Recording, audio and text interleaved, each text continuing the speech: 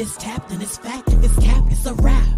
Over and over and over and over. Broken record scratching, they lacking, they capping again. They steady smacking their lips and rolling their necks. Eyes twitching cause you really made it out of them jets. You paraselling. Meanwhile, they just flatline, working on the...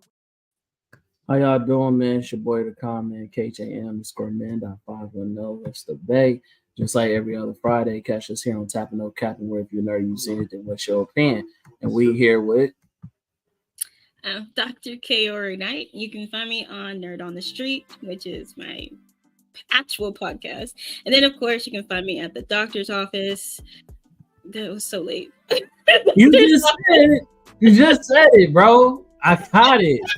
And then you transitioned to the next one, and I got it. So you could have just kept going and would have. I'm sorry, it distracted me. You can find me at the doctor's office, where you can get your proper diagnosis and prognosis and everything, comics and comic book characters. That was actually good timing, but you just wouldn't let me have my moment. That's cool. Well, anyways, though, yeah, man, this is a random topic. You know what I mean? We've been going for a little bit. A lot has happened, lots of updates. You know what I'm saying? We also have done a couple of conventions since our last episode. I don't think we've done an episode all of September, right? I think so. Yeah. Well, yeah, with that being said, man, Dr. K, what's your updates? Content wise, I know you did a couple of like collaborations, you know what I'm saying? Like, yeah, go and talk about it. Well, I did, of course. I don't remember if we talked about DreamCon. I went to DreamCon. It was cool. For content wise, I've had the doctor's office going with different stories and comic books, following Marvel, of course, following DC, of course, doing some spooky season stuff. However, I have gotten back into Image Comics and Dark Horse, and they have been coming with some absolutely fabulous stories. One story that I'm currently in is Kill All Immortals, and the colorist for Kill All Immortals actually commented on one of the videos saying that he loved it. Thank you for sharing his artwork, and that the story is going to get crazier, and it really is. It is a lot. Okay, for sure. I recently went to Power Morphin Con, where met a couple of the Power Rangers, ate dinner with them. Some of that collaboration is gonna come in the future. We haven't talked about that, so have some of the cast member that's willing to come on the podcast. So we'll future talk about them. Also met Impound Comics. Did a quick little interview that he does like with everybody else on his channel, on his TikTok. You know, he follows us now, which is dope. And we also see him coming on our podcast sometime soon. But it's a lot of things going on in October, so we trying to figure out all the schedules. So yeah, good times. We doing good things. You know what I'm saying? We haven't put it out there yet, but we are above 100 subscribers on YouTube now, so that's nice. You know what I'm saying? We wasn't always there, so that's cool. Yeah, man. So, and the better late than never. Shit. Oh man. What an entrance. What's going on, brother? I made it, more or less. Tell us what the fuck happened. I'll just what's up, bro? What's good? Hey, how you doing?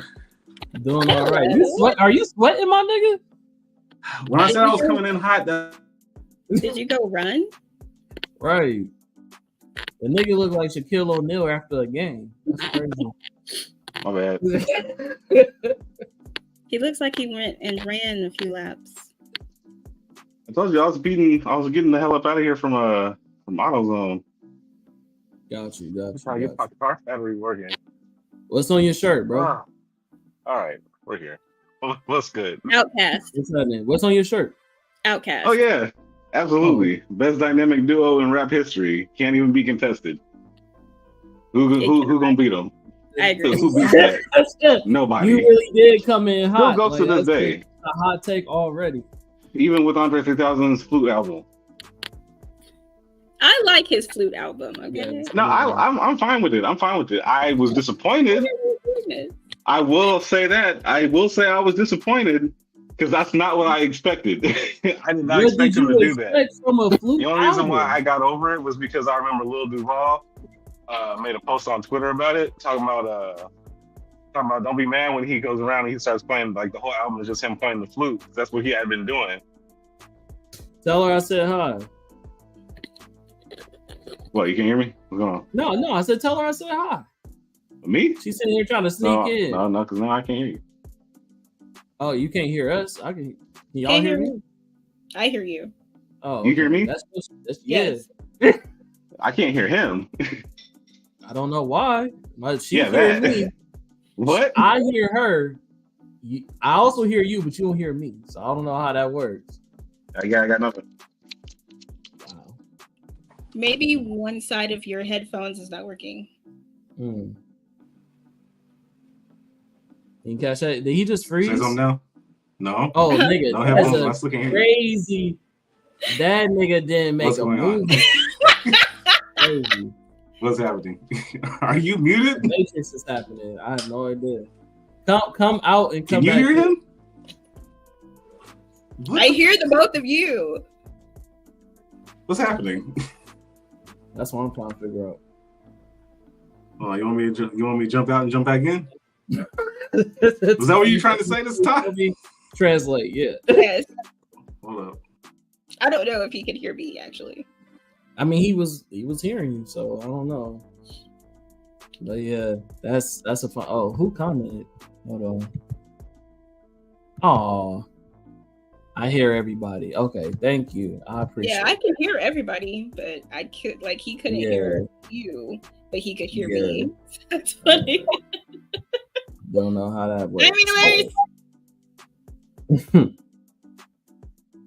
But yeah, okay. Well, we not gonna keep holding up for him. Hold on. Oh shit.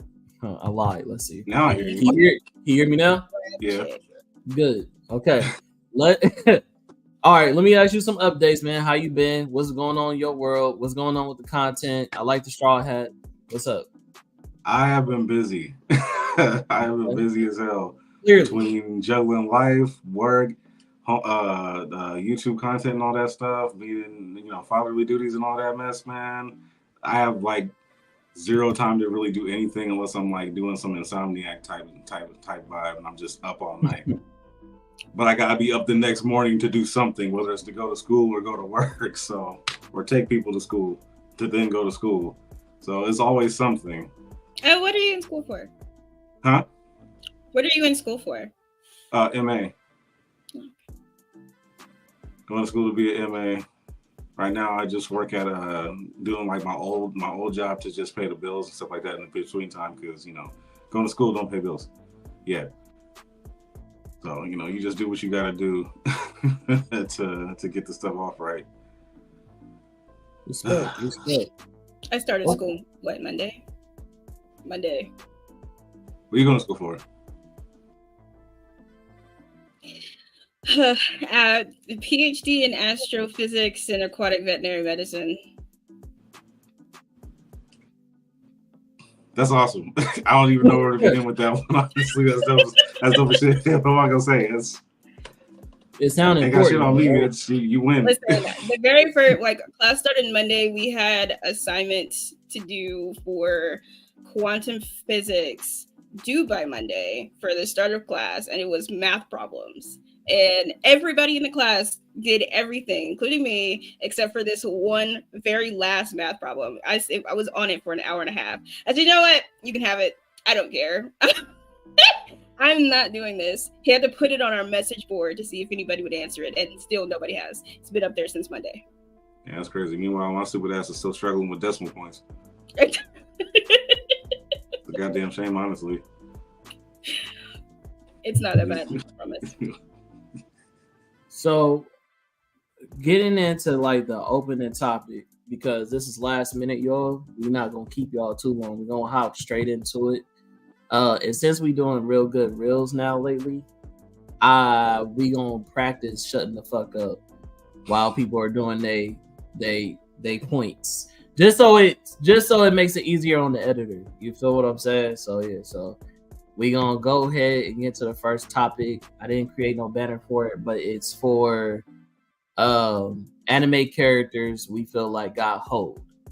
And so since Tellit, all this is really orchestrated by you, you know what I'm saying? I'll let you do the honors by telling us what character you felt like got hold.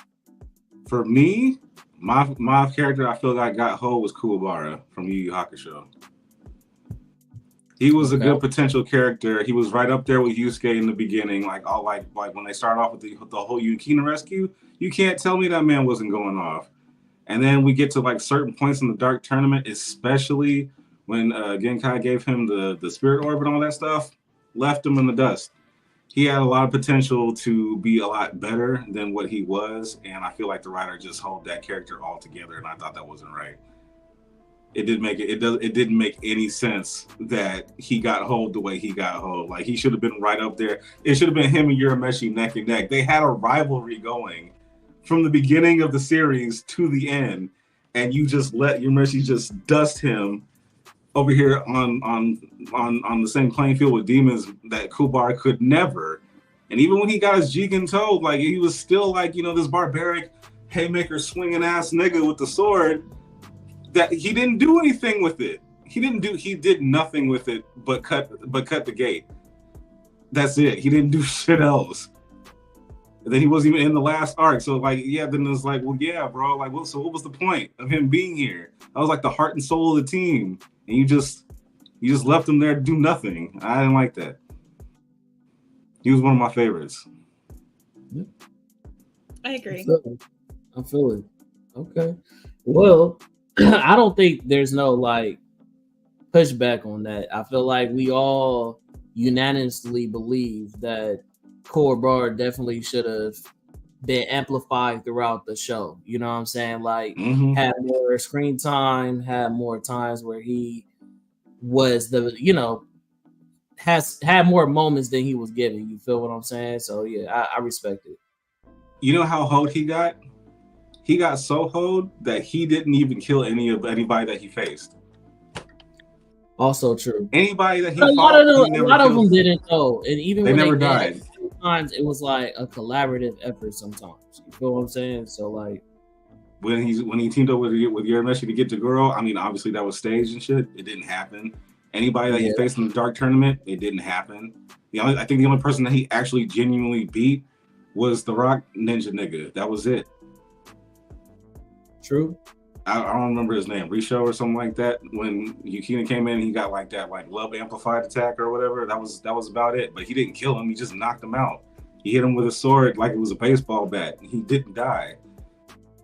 Anybody else further along, he didn't kill him. He didn't kill him. Like he's not the only person who did that. Like, you know what I mean? Other people lost in other multiple ways. Like, some people got scared to death and literally quit. Like, oh yeah, I can't fight this dude. You know what I'm saying? Like, what's his name? The dude with the rose whip and all that stuff. Yeah, when he finally transformed during the tournament, bro quit. You feel what I'm saying? So you have multiple. But he had bodies on him still, though. I mean, he been around a long time. He's the legendary white fox demon, whatever. Even with regular Kurama before the Fox Demon, he still had bodies on him. In the next arc with Sensui, he finished off Kuwabara's enemy. Kuwabara faced Elder the Girl. Why am I finishing him up by putting him in a Genjutsu forever? That was me. It wasn't him. He still had bodies on him. He still did stuff. He ain't got a body count. So do you got a body count. You don't qualify a TKO as a dub? It's a dub. It's just when you're surrounded by 3 other niggas who got body counts on you, it just makes you look weird. Like, what are you doing here? Everybody in your squad got a body on them, just not you. That's weird. I don't think that would have messed with his morale or anything like that. They were killing demons at least. Right. Not even talking about killing the people. It's probably like a handful of demons he probably killed during the Yukina arc, but that was about it. I don't even know if he really even killed him. I think he just knocked the ass out too. I agree. Oh. I hold, officially hold. I wish I had like a GIF or something to make it just like a screen appear and go hold on the screen. Have a GIF of the judge go hitting the gap. Yeah, exactly. You got the image. Hold. Yeah, exactly. Hold. Well, I feel like your talking points actually perfectly correlates with Kaori's stance on her character, her anime character. She feel like got hold. And go ahead, Kay, tell us. Oh, the character that I said was Piccolo.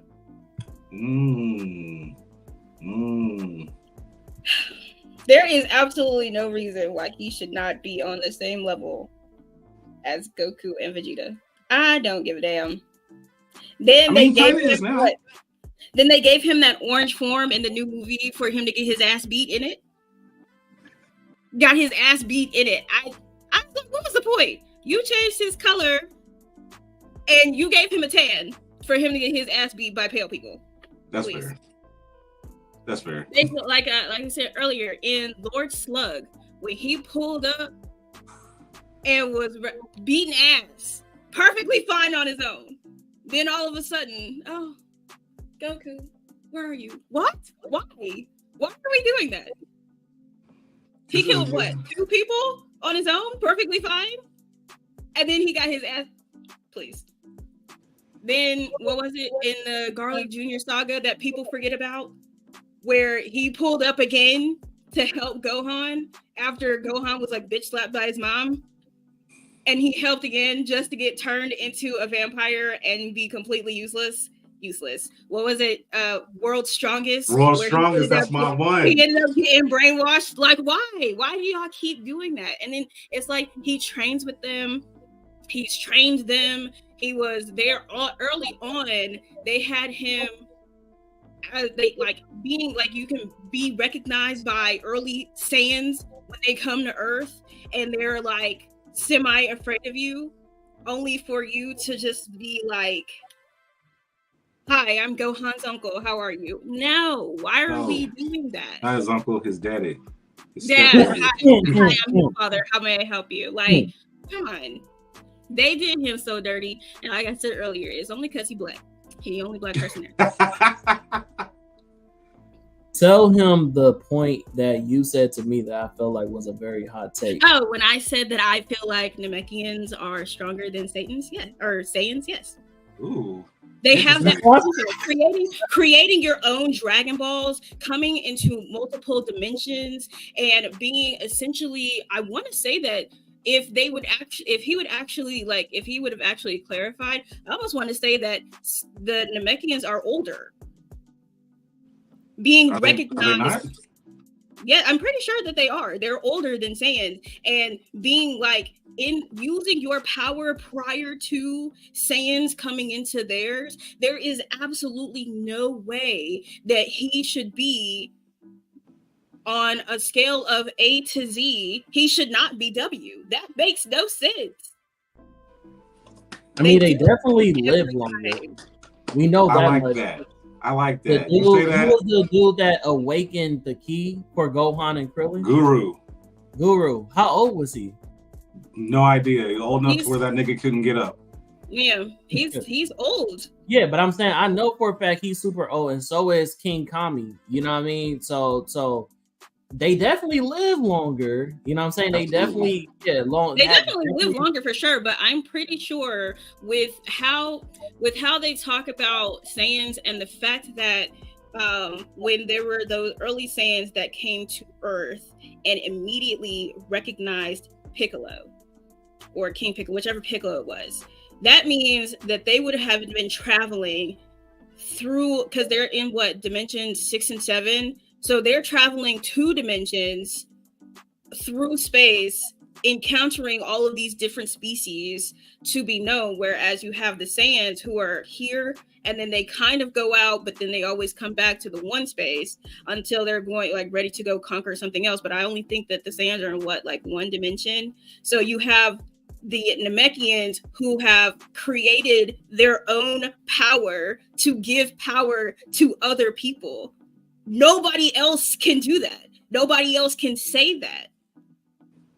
And you have Piccolo so far below everybody else that makes no sense. If they ever came up and was just like, they put him against Tien and Tien beat his ass, it would be over for me. That would be ridiculous. I would quit Dragon Ball Z altogether. I would quit. I was like, Akira Toriyama be rolling in his grave. What does that mean? Tien overpowering Piccolo in what universe? With what training? That's how I feel like they to keep it a band though. They already had me fucked up when they had Krillin matching Kamehameha Wave with Super Saiyan Blue Goku. In that Tournament of Powerful. First of all, let me say this. I'm gonna say this. And some people might hate it. Fuck them. I don't care. Dragon Ball Z's power system was officially ruined when Beerus hit the scene.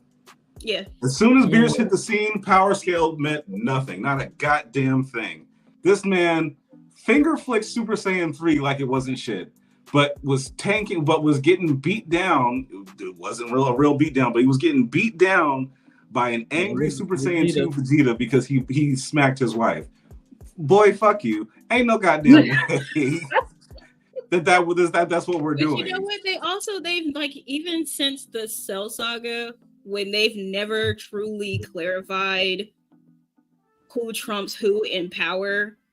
But it's always the answer is the answer to go to is always Goku, but it's just like until it became Gohan, and then they hold that until it became Gohan, and I'm sitting here like, I mean, because they did it to Gohan too, because you had Gohan, just that's funny. This up here surpassing his dad just to go and be like, I'm great Saiyaman. Shut the fuck up. Shut up. I don't know if that came from like Stockholm syndrome or what. Like, I just like, he remembers the Ginyu Force and he's like, you know what, I'm gonna do that here or what. But that's exactly what ended up happening. And then on top of that, he got his girl to do it with him, which is crazy. No, like, you have no idea where this came from. That's hilarious. They pissed me off. I was like, you know what? I'm sick. If I didn't say orange, just to have him get his ass beat by two other people that ain't shit. I was like, you know what? Bye. No. Go to hell. Androids at that. Like, we ain't just faced these people before. Go to hell. Leave me alone. Just stop. If I didn't say Kubara, mine would have definitely been Gohan. Complete wasted character. For sure. All this build up from the beginning of Dragon Ball Z with Raditz to the end of the Cell Saga for fucking what? No. From the beginning of Dragon Ball Z with Raditz all the way up into mid Buu Saga. For what? What was the fucking point? Because y'all had that boy pull up in his father's uniform and get his ass beat.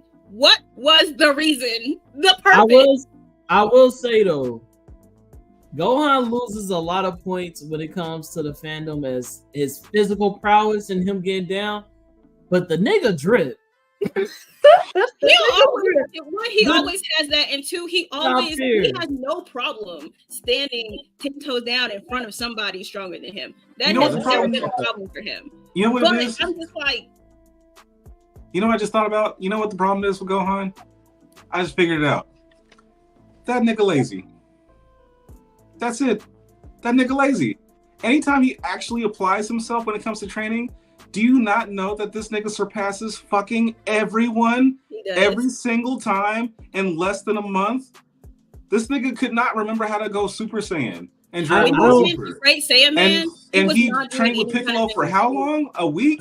I don't think that's it. I think just like what Piccolo said when that Dragon Ball Super had a show and Piccolo was training with him again, which was crazy because Piccolo was even beating his ass even then, and he was like, he lost his instincts. You feel what I'm saying? We gotta remember that. Even though I feel like freaking Gohan's like prowess and all that shit should be on a different level, just because he's not only mixed with human and Super Saiyan, but he also has hit the Demon King, or I think that's what his grandfather is called. So he really should be on a different level. They never explored that. Like, he does have like a crazy mixture. But with that being said, I think that he subconsciously like suppresses his Saiyan, because the Saiyan's like power really comes from their emotions. You feel what I'm saying? I think he suppresses that to be like a dad, and he's like domesticated and shit like that. Like, Vegeta's the perfect blend where he can do both. Gohan just does like an off switch. You know what I'm saying? Like, yeah, he turns that shit off often. That's exactly, it's Chi-Chi's fault. That's what I was gonna say. Which is also weird though, because when it came to Gotenks, she was actually training this nigga how to fight, and she was like, "Oh, you gotta learn how to fight. You gotta learn how to." But that's the thing with but that's the difference. It's one thing to learn how to fight, but then making it your whole life, like his dad. You're that right. Nigga, she had to beg that nigga and like damn near threaten this nigga to go to work because all he did was leave this bitch and go train for like the next 4 months. I'll see you later, babe. I'm off to go train with my homies. Like, what stable relationship would you think that like you would look at you like, bitch, you good? Like, that would never fly in any other household. So she was right. I'm not even mad at Chi-Chi, but I am mad at her for the way she dealt with Gohan to a degree, because it's like, bitch, you see what we have to face. My uncle just came down here, kidnapped me, off and on. It don't take much for him. Like, if that whole situation with Gohan, when he goes into being the great Saiyaman and all that stuff, all of that was Chi-Chi, because he was like her only child, and she wanted him to go to school. She didn't want him to be like his dad. Goten was around at that point. Gotenks comes in, and she ain't got no fucking choice. That boy was not focused on school in any way, shape, or form. At least Gohan sometimes tried to study and then go train. But then it was like he tried to choose between the two of them and try to do them at the same time. And then in his training, he got lazy, because then when he was training with Videl, he ain't been doing shit with her either. She was training. Well, he was teaching her how to fly initially. So I mean, it's Videl. Like, what challenge is she gonna pose to this nigga for real? That's not training. He got more training out of Goten throwing rocks at this nigga. Right. He didn't expect that. The part of him being lazy. Also, this is to Tellit's point. Not only did the power scaling go out the window, but also feel like niggas didn't earn stripes no more in Super. Like, it was easy. As far as game, like Gotenks is a good example. Gotenks was training with Gohan, and he said, "Hey Gohan, can I just transform quick?" And he's like, "Go Super." We like, what? Bitch, he said, "I couldn't do that until I got this age." And I'm like, that's crazy, because we saw what Gohan went through. Gohan was training with Piccolo, got his ass whipped multiple times by multiple different characters, kidnapped multiple times. His neck got crushed by Raccoon. That nigga was about to die. He witnessed the whole thing. What with Frieza, the whole shit. Gotenks ain't had no field time. He ain't never been in the field, but this nigga can transform to Super Saiyan like it's nothing. That's the shit that started blowing me, bro. Like, it's like I can't appreciate it, because we don't see niggas get out the mud no more. And the whole point of loving to, like, that whole argument of be a Kryptonian or be a Super Saiyan, the people who pick being a Super Saiyan is because they don't mind having to train to gain the limitless power that they can possibly gain if they continue to train, versus being a Kryptonian and it's like you just got it just on GP because that's your race. The sun's out, so might as well. But they taking that shit out the window, because it's like now in Super it's just, oh, if I see you do it, I can do it. Like the other universe, it's like, oh, I feel this tingling in my back. No, we all time out. This time out. That was some bullshit. Nobody like that. Right. And that's the key difference between the manga and the goddamn anime. The manga for Super far superior to the anime. They hold the anime something vicious. Kaba was not this little weird goddamn goofball nerdy ass nigga that we know in the anime. That nigga was serious with it. He was goon. Serious with it. Gohan was elite in the manga. He said, I fuck this Super Saiyan shit. I'm just gonna focus on me. I'm just gonna focus on the human side. Embodied a fusion Super Saiyan in the Tournament of Power. That's double knockout. Yep. which is hard. Like the way, and that's the way why I they thought handled that they was so leading us fucking to weird. believe. I thought they was leading us to believe that he was gonna be the one to get Ultra Instinct because he even told Goku, like, I'm gonna do it my own way. Like, I'm gonna get more powerful than you, but I'm gonna do it my own way. And we kept seeing, like, I felt like, what do they call that? Okay, when they in movies where they show little like clues, what do they call those? Easter eggs. Thank you. Easter eggs. I feel like they kept dropping Easter eggs because in the Tournament of Power, we saw him look at a picture of his family, like, and you see his face change, like, I gotta tee up. Then we see like Jiren, who everybody talked about, okay, he's as powerful as a destroyer god. You feel what I'm saying? So what does he do? He meditates all the time. What other nigga do we know that meditate all the time? Piccolo and fucking Gohan. Who do we know has always been in base form to really practice and up his power? Gohan. And that's something also that what's his name? Whis has said, like, oh, they always transform to practice when they really should be practicing their base form to master the Ultra Instinct. So I was like, oh, they're giving us all the Easter eggs to believe it's gonna be Gohan. You feel what I'm saying? And they just threw all that shit out the window. Bro, like, yeah. Had to give it to your favorite saying. Right. I don't care for that shit either. Right. I do appreciate the fact that they made everybody have their own thing. I just didn't like some of the setups. That's all. The way they handled some of that shit was weird. They tried to like give Vegeta like an equal power up to like Ultra Instinct after Ultra Instinct came, but then you find out that Super Saiyan Evolution Blue shit, whatever the fuck they decided to call that thing, it was the same thing as Goku being Super Saiyan Blue with Kaioken. That was it. Useless. So what are we doing? What was the point? Which is also weird. I don't know why Goku didn't pass that technique down. It's a lot of techniques that he didn't pass down, which is weird. Like, why doesn't Gohan know how to instant transmission? Why does this nigga not know how to fucking Kaioken? Like, these are... well, he wouldn't know how to instant transmission because in the time that he would have been taught it, Goku died. Yeah, true. But he came back. He should be training his kids. Yeah, but when you came back, around the time it, but I mean, we haven't gotten to that. You know, instant transmission when they fought Cell, and he trained them then. When they fought Cell, when they was training in the hyperbolic time chamber, he knew instant transmission then. He could have taught them then. Yeah, he could have taught that to Piccolo or Gohan. Honestly, Goku's stingy. He's stingy with his. He is. What has Goku taught anybody? He just takes from everybody and then has it for himself. He's Drake. He's just cultural appropriation for techniques, nigga. He takes everybody's shit. I'm just saying. That's tough. The only thing he taught was something that everybody else should already know: how to go Super Saiyan. That's it. Yeah. He taught it to his son. Another Saiyan. Invite somebody else. Gohan's if literal. Piccolo knew how to do it, he would have did it himself. Gohan's so old, he doesn't even have his own move. I think he's been fighting. That boy's been fighting since he was like 5. Is Masako his? Is Masako's his?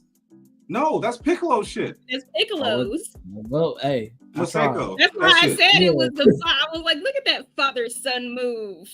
Yeah. All Gohan's special moves are just either Piccolo's moves or Goku's one Kamehameha move. That's it. He doesn't do shit else. And then just now in the Super movie that came out a while back, a couple of years ago, he finally figured out how to do the goddamn special beam cannon. Another move that's not his. He doesn't have his own move. Krillin has his own move. That's why I said, look at the father-son duo doing special beam cannon because it's sure. I loved it. Why do weak ass niggas got their own move and you don't? Yamcha has his own moves. Why? Why don't you? What's going on? It's a good question. Okay, so I'll transition to who's my character I feel like I hold. I think this is Kay's favorite anime. Kite, you know what I mean, from Hunter. Oh, you know what I'm saying? He hates it when I say Hunter x Hunter. I'm being facetious. She doesn't like Hunter x Hunter at all. Like, why are you saying that? I said it just to annoy you more. You saw I said Hunter x Hunter the first time, but I said Hunter x Hunter because gotta add to the annoyance of how much you don't like it. But yeah, I felt like Kite was the law from One Piece and Hunter. You feel what I'm saying? Like he had the proper drip, he had the fire weapon that we've never seen before, like multiple choice with the weapon. You feel me? That's hard. And you know what I mean, like his stoicism, you feel me, however you say that. And just like the way that they built up his character, the fact that he was the only one who knew Jing and he actually waited on Gon and all that shit. Like he was a dope character to present, but they never fleshed out. We never got no backstory. We never got no fight scenes. We never got no nothing. Like we really didn't see nothing why Kite lived up to the height that he was. You know what I'm saying? He didn't take out none of the OP like Chimera Ants, which we know he should have been because he was the one with the most experience. You know what I mean? So I just didn't like how they played that out. You know what I'm saying? Do I love how Gon eventually like used that motivation to go dark? Yes. But at the same time, I felt like they could have given us more with Kite because I feel like he could have been a fan favorite had they gave him more screen time and actually kept him alive and maybe sacrificed somebody else or whatever for the plot. Yeah. The screen said it for you. Good thought bubble, please. Good thought bubble. With the ingredients. No chime in. We just gonna leave it at that because we. Oh no, I have nothing to say to that. You're absolutely right. That nigga got hold shit. I wanted to see more of his abilities and his weapons, and that shit was not gonna happen no more. Exactly. Next time we saw that nigga, his head was in a puddle between his bitch legs, Indian style. That's wild. Indian style is hella fun.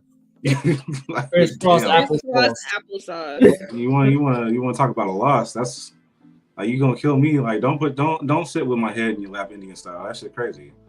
I gotta come back and I gotta hunt you now because like what is that? Right. Fuck around and grab your ankle. All right. So since now that was a unanimous hold, like quick and simple. Yeah, that got hold. Yeah. So since now we all agree with that, we'll get into the main topic, which I really should just put y'all two on screen. But whose fault is it, or who is to blame for why Thanos was able to get off his snap? Who? I mean, I'll let you know. I need to hear this. I need to hear this because I just want to make sure that we all watched the same movie. Oh, we all watched the same movie. Okay. I blame Tony Stark, the Iron Man, the invincible armored Iron Man, for the snap. 100%. No fault of his own. Everybody had their parts to play, but ultimately, it absolutely was Tony's fault. And in the end, with Endgame, him sacrificing himself, to me, was more of it was the least you could do. So how are you coming to that conclusion that it was Tony's fault? Okay, so all that shit in space happened with Thor. Hulk got sent. Banner comes to find Tony. Out of his way, by the way. They were nowhere near this nigga. He was walking with Pepper in the park. I need you to come with me because shit's about to go down. I have all this intel on the guy that we have been dealing with since the whole 2012 New York incident. He's getting all this information now. Now, unfortunately, Tony has a hard-on for Thanos because he's got PTSD and he blames him for all the shit that's gone terribly wrong since then. He was supposed to call Steve and get him on the phone. He did not do that shit. He had pride and he still got in the way of that. And he ended up not even doing that. The only reason why Cap knew what was going on was because Bruce called him after he got launched out into space to try and get Doctor Strange back. After that, they got rid of him on the ship. His plan was to go to Thanos' home planet with just him and Doctor Strange. Didn't know Spider-Man was there. Spider-Man pops up. Holy shit, you're here too? Fuck it, we all going. They all go and make their head course for fucking Titan to get rid of Thanos. That was his plan. His plan was him, Spider-Man and Doctor Strange initially. He got lucky because eventually on the way, they ran into the Guardians. Guardians got added to the group. Okay, we all gonna deal with Thanos. So that's how we got that little group. But initially, this man would have rather have dealt with Thanos, the guy who has 1, 2, 3 Infinity Stones on him. The guy who, without the Infinity Stones, boxed the Hulk down and blew up everything else in the Asgardian ship and all that shit. He knows this information. He knows this information because Bruce told him this information already. And he still continued with this plan anyway. Fast forward, we're on Titan, we're dealing with all this stuff or whatever. Catching Thanos wasn't even his plan. It was Star-Lord's plan. He got mad at Star-Lord. Everybody was freaking out and stuff like that because Star-Lord did what he did, blah, blah, blah, yada, yada, for hitting Thanos in the head to get the glove off, blah, blah, blah. A lot of people were mad about that. Me personally, I say, if you're going to be mad at Star-Lord, also be mad at Tony. Because he did the same shit a whole Avengers movie ago when it was him, Cap, and Bucky. He knew his parents. He like, even though he like watched his parents die and all, like, I'm not saying he shouldn't be upset. I'm not saying he should be mad. That's a reasonable thing to do. But you knew and you know Bucky was brainwashed. And you were like, fuck it. I'm going to kill. We're going to ball out anyway. I'm going to shoot missiles at you. And that's exactly what he did. This man was trying to kill Bucky, knowing that he was brainwashed and he had no control over that situation, none whatsoever. And you said, fuck it, I'm still going to go for it anyway. How is that not the same behavior that Star-Lord had? Like, he didn't just lose everybody. The only people he had left was the remaining Guardians, but he lost the love of his life. Before that, he lost his adopted father, had to kill his actual father, who found out he killed his mother, who he had to watch die also, by the way. Like, he lost people too. Like, that nigga and Thor are in the same goddamn boat.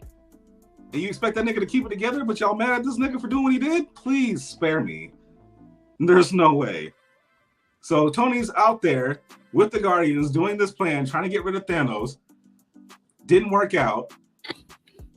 Doctor Strange did what he did. He got away. And eventually the snap happens, boom. That portion was on you. And then during Endgame, he got on Steve's case because he said, if we were to, he quoted him from Age of Ultron. I can't remember specifically verbatim, but he was like, what happens if we lose? Like, okay, well, we'll do that together too. And he quoted that back to him, like, well, guess what? We lost. Well, like, yeah, nigga, we lost because you were out in space. You were supposed to call me. I went out of my way, being a fugitive, and gave you a burner phone. I gave you a Biden phone to call me when shit go down, and you didn't call me. I had to get a call from Bruce. Yeah, we lost. How different would that battle have probably gone? I wonder if they were all in Wakanda together to stop this nigga. Maybe he could have helped Shuri disassemble Vision before that shit went dark. Maybe we would have had more information on what's to go down, and Strange could have did something different with the Time Stone. But this is all, he saw his 14 million whatever the fucks after they were already completely separated. That was his plan. Strange wanted to go back. He just got convinced to stay. That's on you.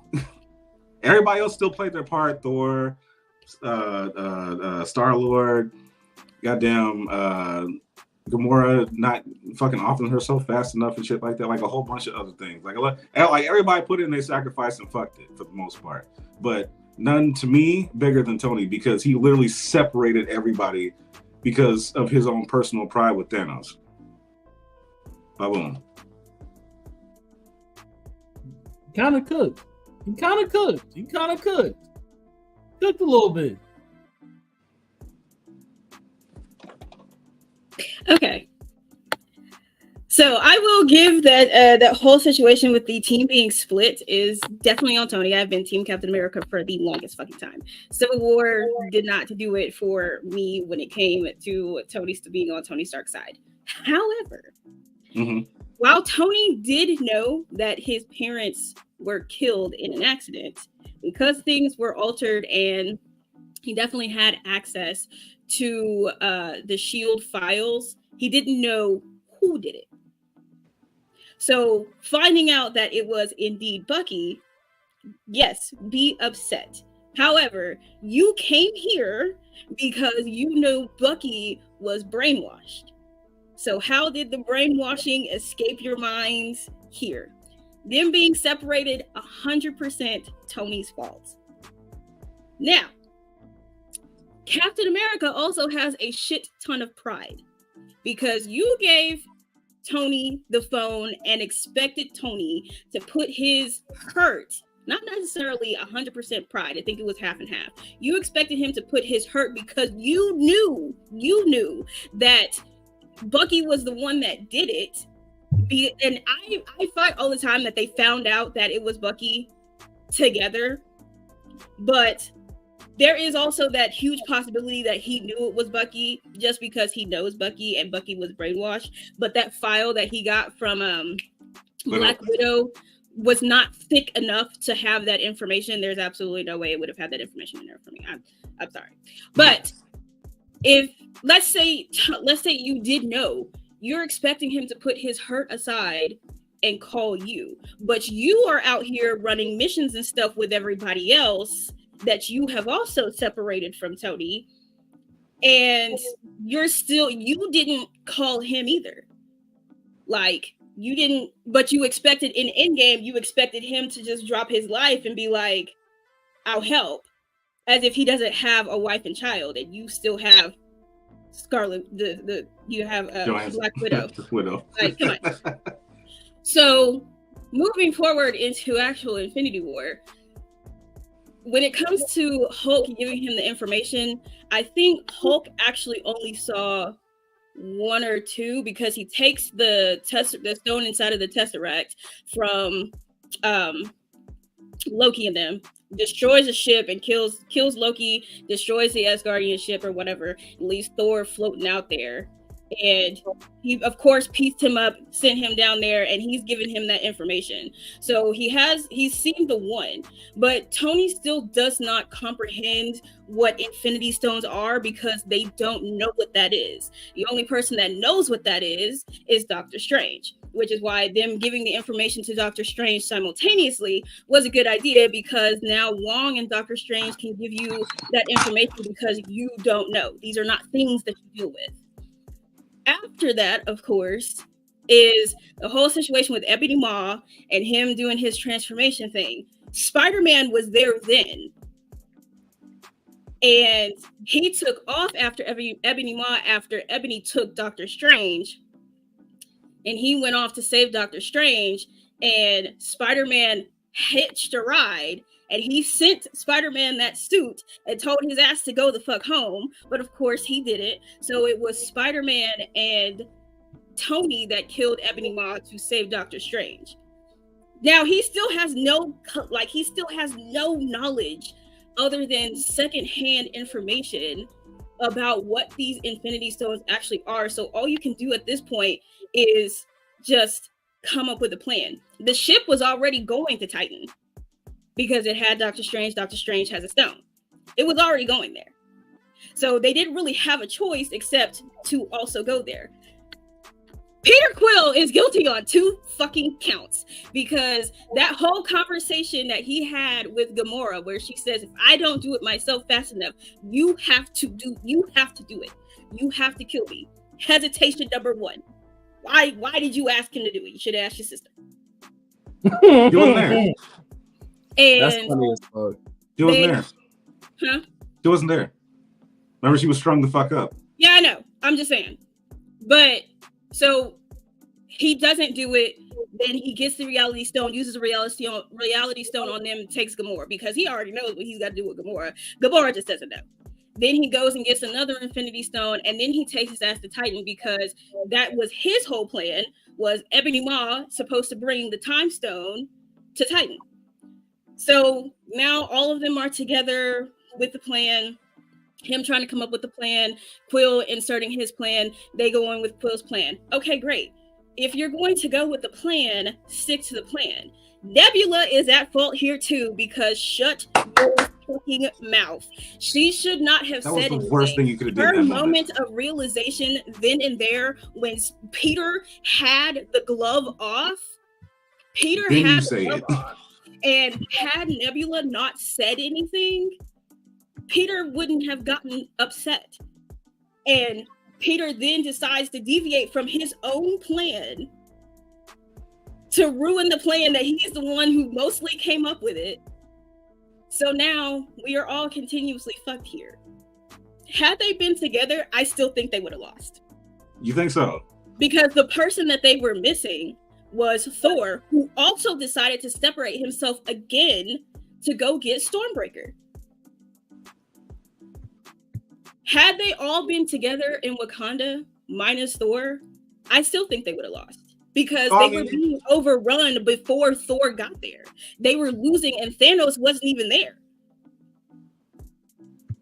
So had it been like, had they not hoed Hulk and given Hulk his power up back, given Hulk back, and Thor had been there with Rocket and Groot like they all should have been, had they all been together, I think they would have won. But because it was separated into like 3 different groups of people, even if Tony and them had gotten back there to assist, I still think they would have lost. I don't think they would have won that.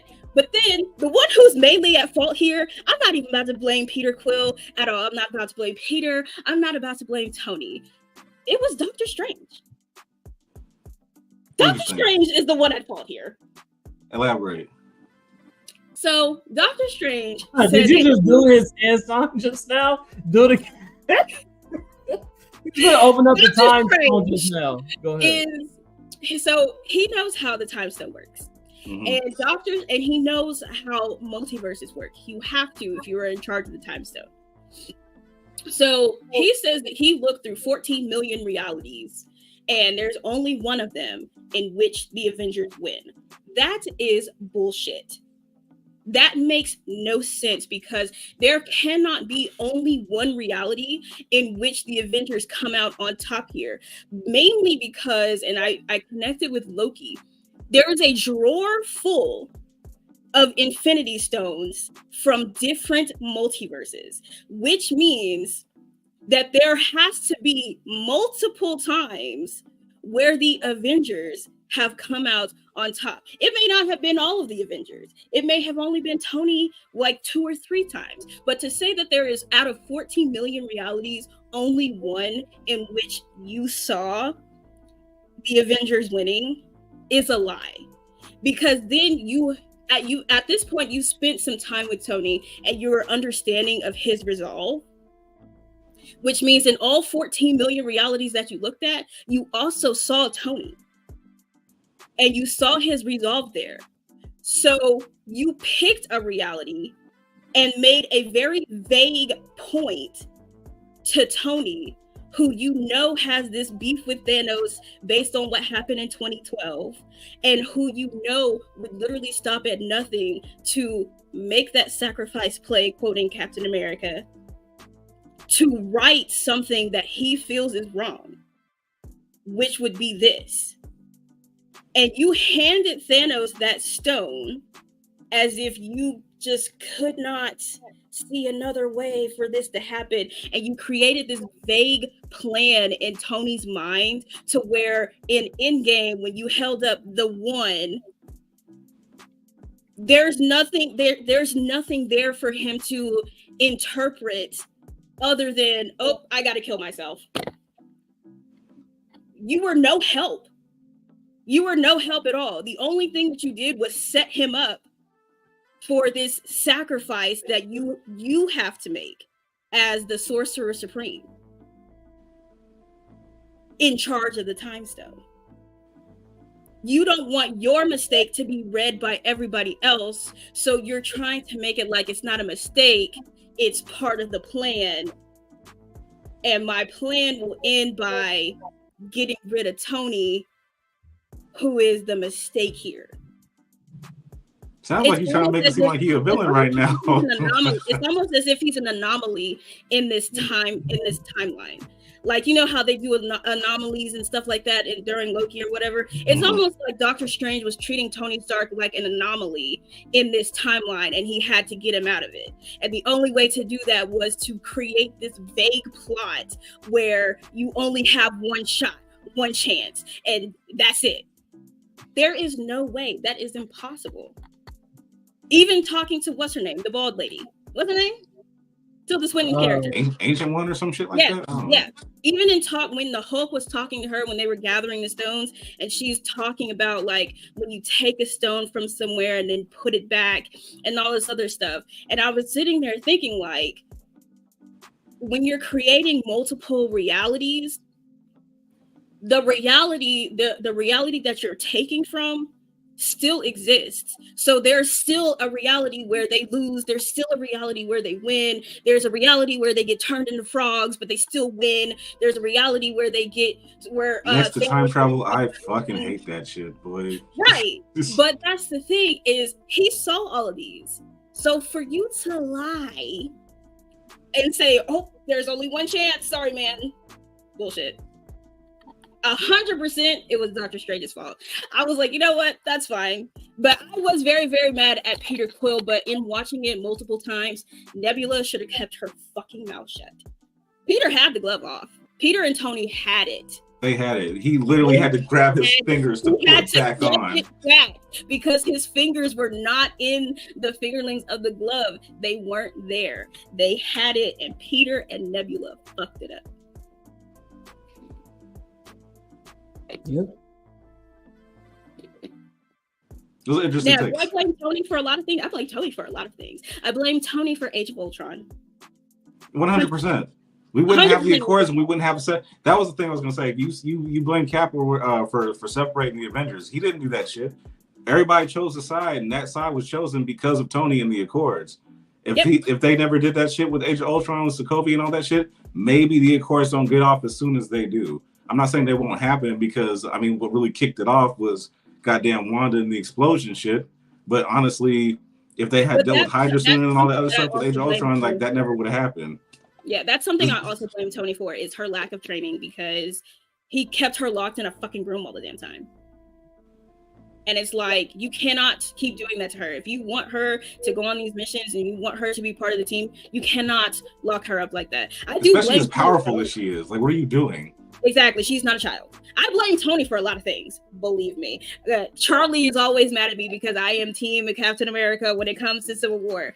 I blame Tony for all of the things. But I do feel Tony on something. But this whole thing, he had a point. He had very valid points during the whole Accord situation. Like when him and Cap was beefing about the whole Wanda situation, I took Tony's side on that in particular moment.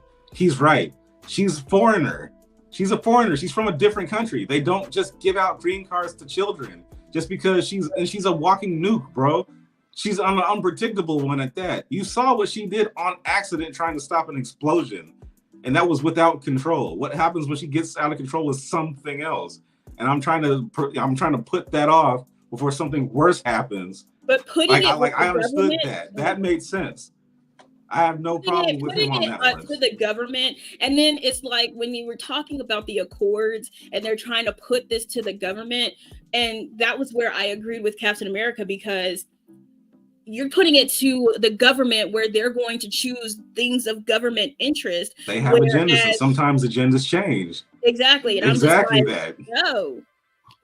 I was like, because in Civil War, in the comic books, it was essentially the same thing with the Superhuman Registration Act, and it's like you're making people register so that the government can keep track of them, because you can't keep track of them right now. Keep track and control them and know how to beat them if it comes down to exactly. You sound like Batman with these goddamn contingency plans, and that's how well has that worked out for Batman and the Justice League. They fucking hate that nigga, bro.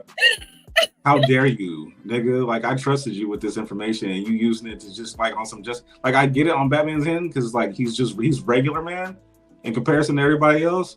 But like, if I'm a superhuman and I trust you with this information, like, I didn't ask to be this way. Most of these people are metas. They were born this way or some shit, or had an accident to be this way. I just want to help. I want to help, and I want to save people because that's what I feel like this power is for. I could just knock people off with this super speed, but instead I choose to save them instead. And you gonna figure out how to stop me and kill me in case I go bad or some shit? The same thing is happening right now with absolute power, where Amanda Waller has taken the heroes, not the villains, but she's taken the heroes' powers and put them into these Amazos. Yeah, Bezos, yeah. Like, but the way that she's able to do that is fucking Oliver Queen's bitch ass. I was like, and when he had the nerve to get on there talking about some you supers talking to Batman, I'm like, you and Batman are the same fucking person. I feel like you said the N-word. I probably shit, I don't know. But I'm just like, hey, what do you mean, you supers? Chill. He said you supers, and I'm like, you're talking to Batman, who has the same powers as you. None. You have a certain set of skills like Liam Neeson. That's it.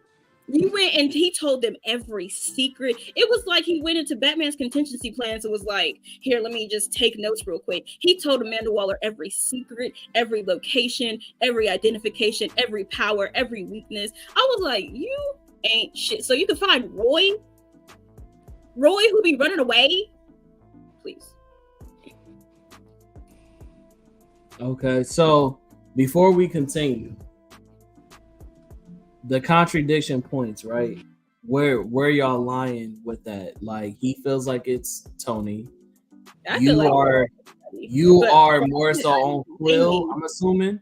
I am blaming 100% Doctor Strange, but I'm also partially blaming Quill and Nebula, because Nebula, if she had stayed her ass quiet, we wouldn't be here.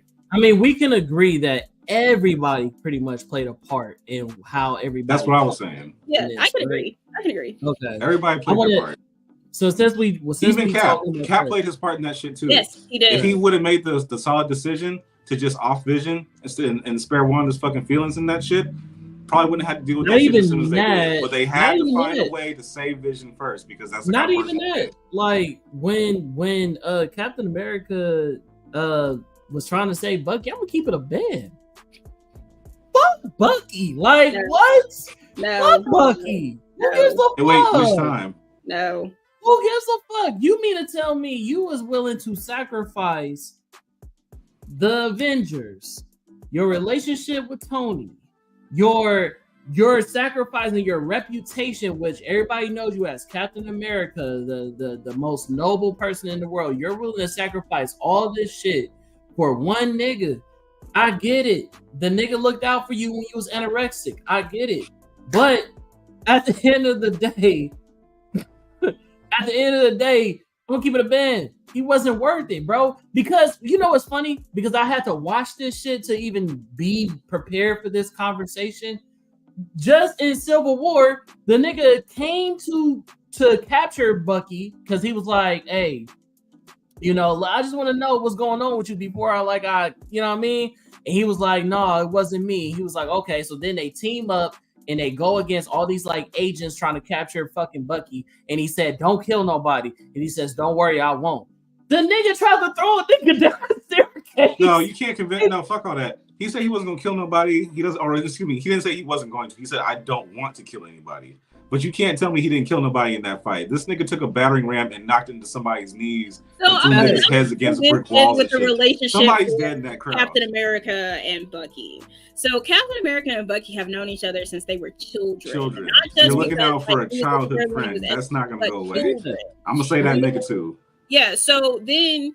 And then, like, speaking to the nobility of Captain America, Captain America took a squad behind enemy lines that he was not supposed to do. That he was not supposed to do to save this small team of people that ended up becoming his little squad, which includes Bucky. So his nobility is, if I know you need my help and I feel like you are innocent, I'm going to help you in any way that I can. So that's his whole situation with Bucky, especially being Bucky. And he knows from Winter Soldier that Bucky is brainwashed. So he has to try to help him because he doesn't want somebody who is his best friend. He's already seen him die one time. He doesn't want to see him die again. And I feel like if it came down to it, it should be Cap is the one that should do it if it had to come down to it. Hold on, but my last point is the Avengers are coworkers. Co-workers. Yeah, yes, none of them share a lifelong experience with Steve. For my best friend. Yeah, we both grew up in the same time together, and still made it to the 21st century. I'm not just gonna let that shit go, bro. There ain't no fucking way. And then on top of that, like, you being my homie, like, that's loyalty there. I know you didn't do it, and he keep in mind at that time during the Accords, Bucky was being framed for some shit that he didn't do. I'm not gonna just sit down and just be like, nah, fuck that nigga. No, he didn't do that shit. I know this nigga. Yeah.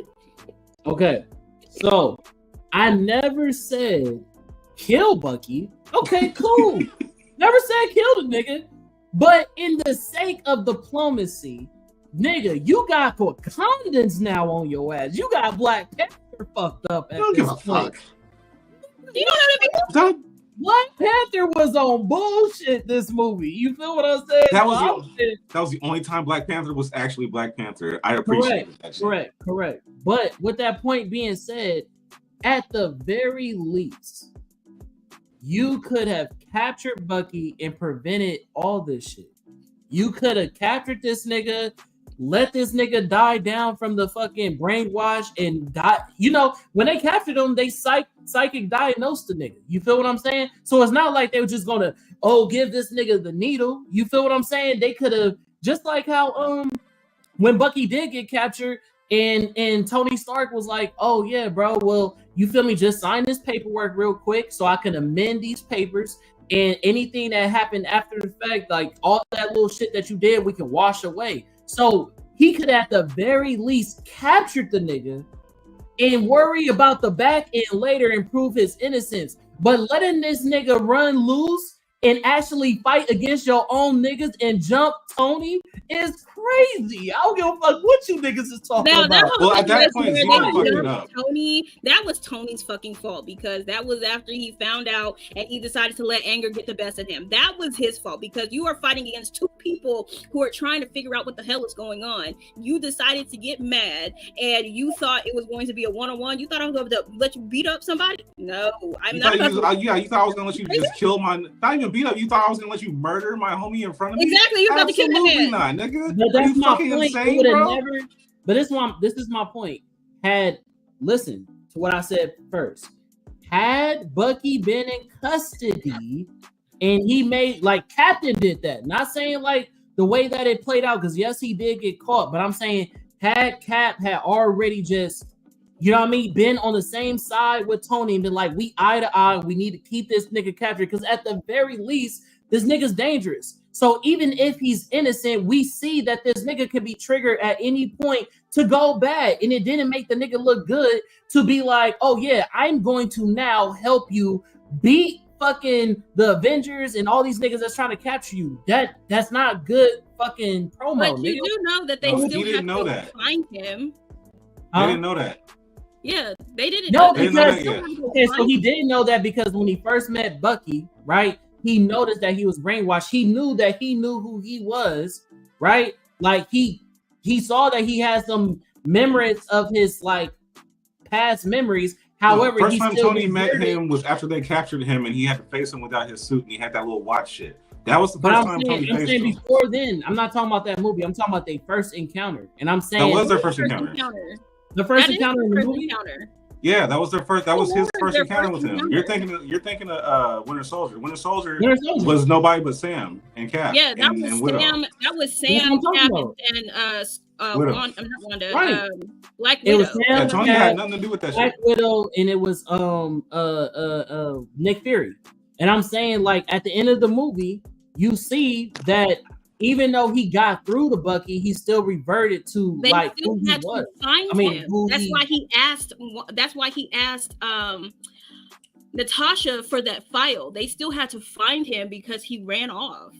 Like he escaped. He was nowhere to be found. They couldn't find that nigga. So yes, he knew that he was still under the influence, kind of, but he ran away. So they still had to find him, and he found him in Civil War. Like, he realized where he was. He would have been cryogenically frozen again, something that is very dangerous to his mental health at this point if he got caught. So the only way that he would have been able to get out of there was to go to Wakanda, which is why he was there at the end of it. But he knows about the words, but no one else knew about the words yet. Yeah, it wasn't until after Zemo used the words the first time that's when it happened. I'm just saying he knew that even if there was some resemblance of who Bucky once was in comparison to who he is in today's time, what I'm saying is at the very least he knows at the surface level this man is dangerous, and that because he's not in his right state of mind, not remembering who he is or is remembering who he is, he still should be captive. That's why so he was trying to find him. He can't put somebody in captivity that he can't find. He shouldn't have helped him escape. He should have put this nigga in custody. He didn't help him escape. No. When did he help him escape? When they captured him, bro. When it took fucking that was after the fact. And what you talking about? No, that's what I'm talking about. Going back into that. Okay, he left. Cool, he gonna come back. But I'm gonna go since now that conversation exhausted, whatever. I do feel like Cap made bad decisions, but I do want to also bring up. We all made bad decisions. No, correct. But I want to also 100% put that on Tony. That's fine, but I don't put it all on Tony because Cap played his part into fucking up regardless if you call it a fucking work relationship or not, they did have a bond. So the fact that he betrayed that bond in the fashion that he did, especially knowing that the nigga killed his parents, that's gonna fuck up any relationship. That's what I was saying. Cap expected Tony to put his hurt to the side when. Like, and again, I am very much an advocate for they found out that it was Bucky at the same time. And while it's not plausible to Tony because he's not logically thinking because he's mad, it made more sense because he already knew Tony was about to go off. So when Tony was like, "Did you know?" It made more sense for him to say, "Yes, I knew," than for him to say, "I didn't know," and be called a liar. Right. That's why I always try to explain to people. It makes more sense for him to say, "Yes, I knew," and go ahead and take the brunt of Tony's anger than it is to say, "I actually didn't know," which I don't think that he did because there was nothing that would have been able to point to that for him to see because we all know that that Cap is old school. Right. They pointed that out. So I don't think that he knew that and they found it out together. And he knew that Tony was about to blow his shit. So he was it's a possibility because it's a possibility. But I'm going to say this, though. I knew this was going to piss you off. But I'm going to point it out. I also feel like since we're talking about Captain America, we know who he was defending. She is also to blame, bro. For what? What are you talking about? She's the Krillin of the whole story arc, bro.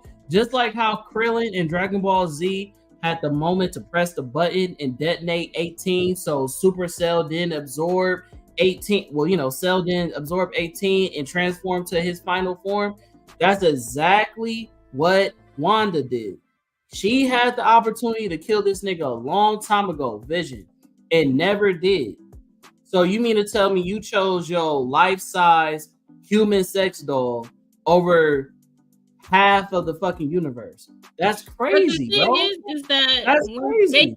They came to kill him, when they came to kill Vision, like they were coming to kill Vision to get the stone. Okay, but they've been together for however long it's been, so of course she's going to defend him. They all agreed to keep Vision alive.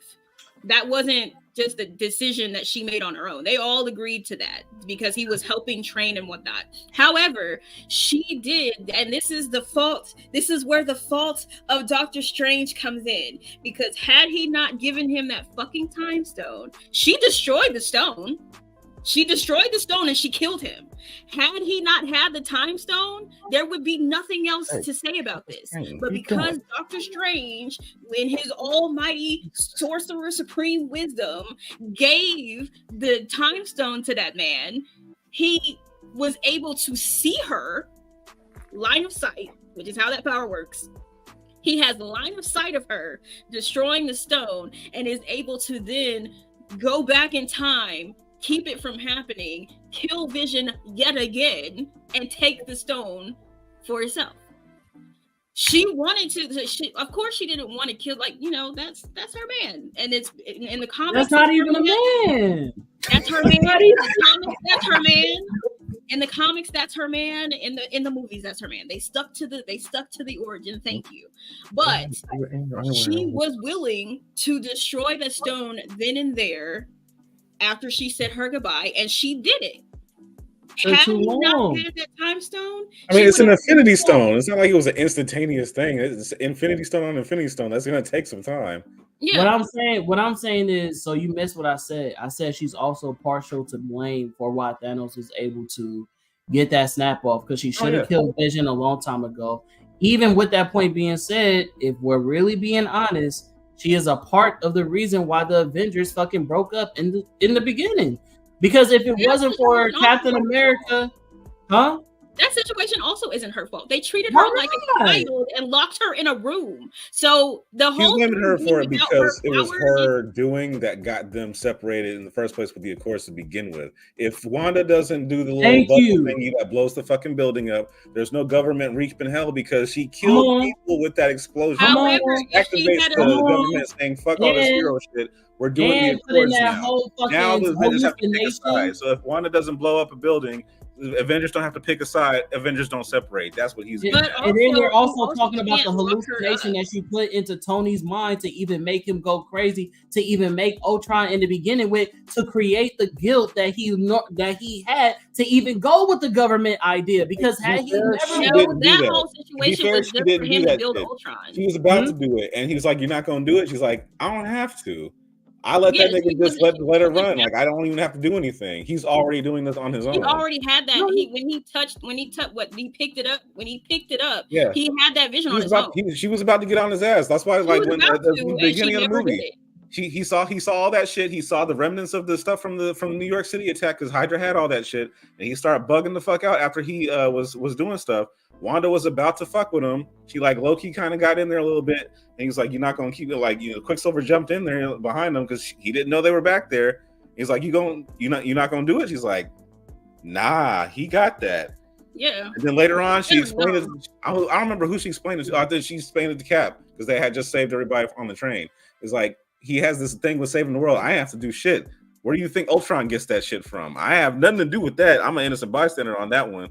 Like, I did everything I did to y'all got that. I did that. That's my fault. That's me. But that nigga though, that was a whole different thing. I had nothing to do with that one. But even then, had she it says she did. She got in his head a little bit, but like, he essentially didn't do did it the way that she did it to everybody else. The majority of that was Tony. But had she gotten the training that she was supposed to get, she would have been more in control of her powers. And that situation was between Cap and Tony and Black Widow with her training, because they were the ones in charge. Training like the new recruits or whatever. Because he was in charge of her. Tony left the Avengers to go do whatever the fuck Tony was doing. Yeah, had Tony not left, she probably would have gotten the training she was supposed to get. Like, all of them were at fault for that. But to be fair, like, what training were they going to do with Wanda with the people they had? It was. I mean, even then, after Tony and Thor left, it was Cap, it was Widow, it was Sam, it was Vision, Wanda, and Vision. That's like who, like what? So just at that point in time, you would have gotten a base reading of what her powers are if you're using Vision. Vision probably could have done something if he were teamed up with Tony. Vision could have done like a base of what they were dealing with when it comes to her powers, because they weren't at that point in time. They weren't thinking magic. They were more thinking science, of course. Because it was something scientific would have been done had Tony stayed and assisted Vision with her training specifically because she's the one there with powers.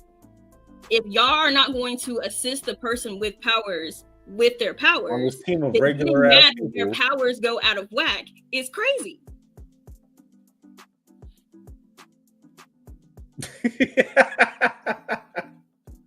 Vision was trash. I just want to put that out there. Vision was absolutely garbage.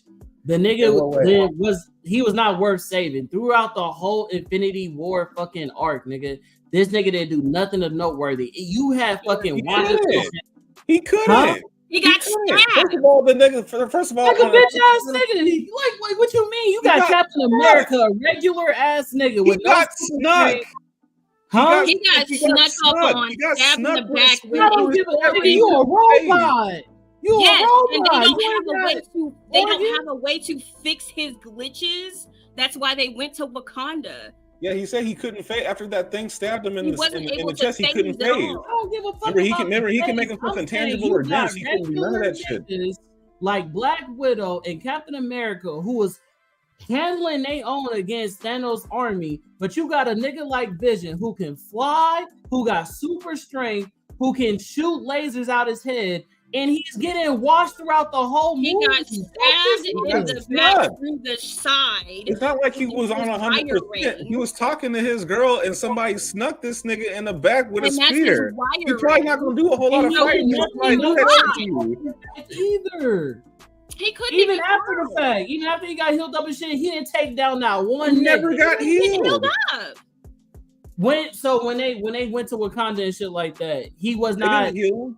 No, he still never healed him. He still was ran through. All they did when they took him to Wakanda was when they took him off the plane, they decided to like carry this nigga. Like the only thing they did was a robot. When he got thrown out, that is a robot. But you fucked with his wiring. Do you not know how computers work? If I stab my laptop right now, and the motherboard and it starts fritzing, like it's gonna keep fritzing no matter what. Like you need a new laptop. That's what it sounds like. They needed a new Vision. The hell, his wiring was messed up, so he wasn't able to. Throw that shit in he the wasn't trash. able to do anything, and he was barely able to stand, and he couldn't fly. It sounded like the nigga should have died. That's what it sounded like. It sounded like the nigga should have died. And they were gonna. That's why she took the stone out to kill him. I just want to point that out, just in case everybody forgets. Vision's body is made out of adamantium. Am I not correct? Yes, it is. So when somebody takes a spear and rams it through adamantium, same thing Wolverine's claws are made of, and they just bust right through like it ain't shit, just cutting like a knife through butter. I'm gonna go ahead and say that's a fucking problem. Not only that, Thanos with his bare, he didn't even have the gauntlet on. Thanos with his bare finger plucked that bitch out of his head. You crushed adamantium with your bare finger. Adamantium is a strong metal, but they had vibranium there, so you have no idea what vibranium mixed with adamantium is going to do to him, and they didn't have the ability to fix him. So when he got thrown out by Corvus Clave into the woods, and they were like, shit, Vision needs help, he needed help. They were not able to heal that. Like, they could not just heal him. Same nigga who ran me through the first time. I really need help, please. Weak sauce. But I also want to bring up the Hulk. I also feel like this nigga played a part, and nobody talks about it. Useless. First and foremost, he had pride. First and foremost, when Tony did decide to do the shit with Ultron, to even create Ultron and shit, it was the Hulk that helped that nigga do that shit. And nobody fucking blames him for doing that. Yeah, Bruce, but same nigga, different, same body, whatever. Fuck. Anyways, type shit. Yeah. So Bruce did that, right? Then we got Bruce leaving after that whole fight with Ultron and shit. He's the one who left. So talking about breaking up the Avengers, Hulk was the first person who left. So you got Hulk left. Hulk left, correct. He's a fugitive. He was a fugitive. Did you forget what he did in Africa? I understand that. They told that nigga lay low. I understand that, but I'm saying part of breaking up the Avengers if we're being honest, Hulk was the first person to leave the group. But why would he? There's no point in him staying because apparently he couldn't revert back, and 2, he was going to jail.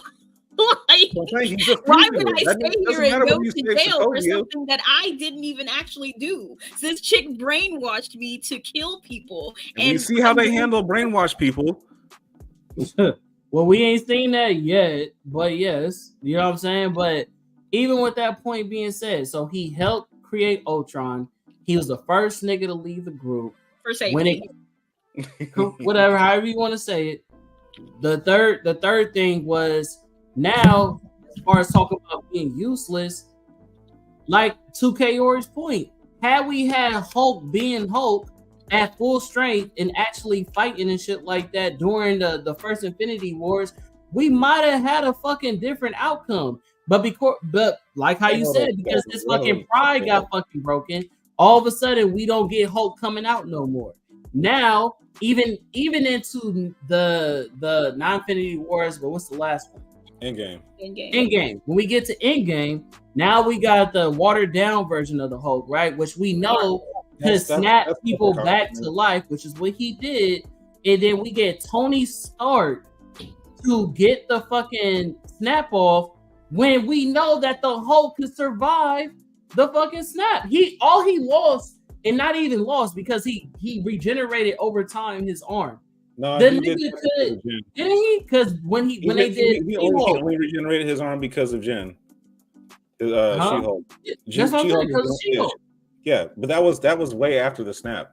It happened way after. He would not have been able to handle that. How you know he just went? He had another chicken wing. Lost another arm. It still was usable. It's not like the arm fucking fell. No, off. He had that shit in the sling. He would not have been able to use his arm. He would not. He's already said he would not be able to survive. Like, and that's the thing is, like, he is gamma radiation, but the Infinity Stones are cosmic. It's cosmic power. So he may have been able to channel it at that point in time and get the snap off. He would not have been able to survive the second one. He may have gotten his arm. We saw that first one and how it did him. Yeah, that first time to bring everybody back was crazy. He was not cool. He was had to put that nigga out like he was on fire. He was in pain. His arm was fried.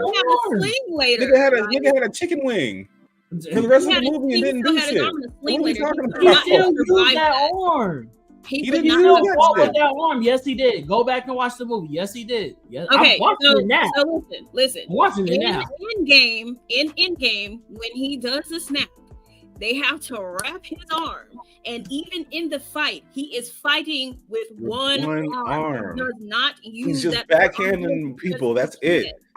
And we don't even really get to see that, which is another complaint that I have about that. But I ain't gonna get into all that. But he already said in the movie that he would not survive a second one.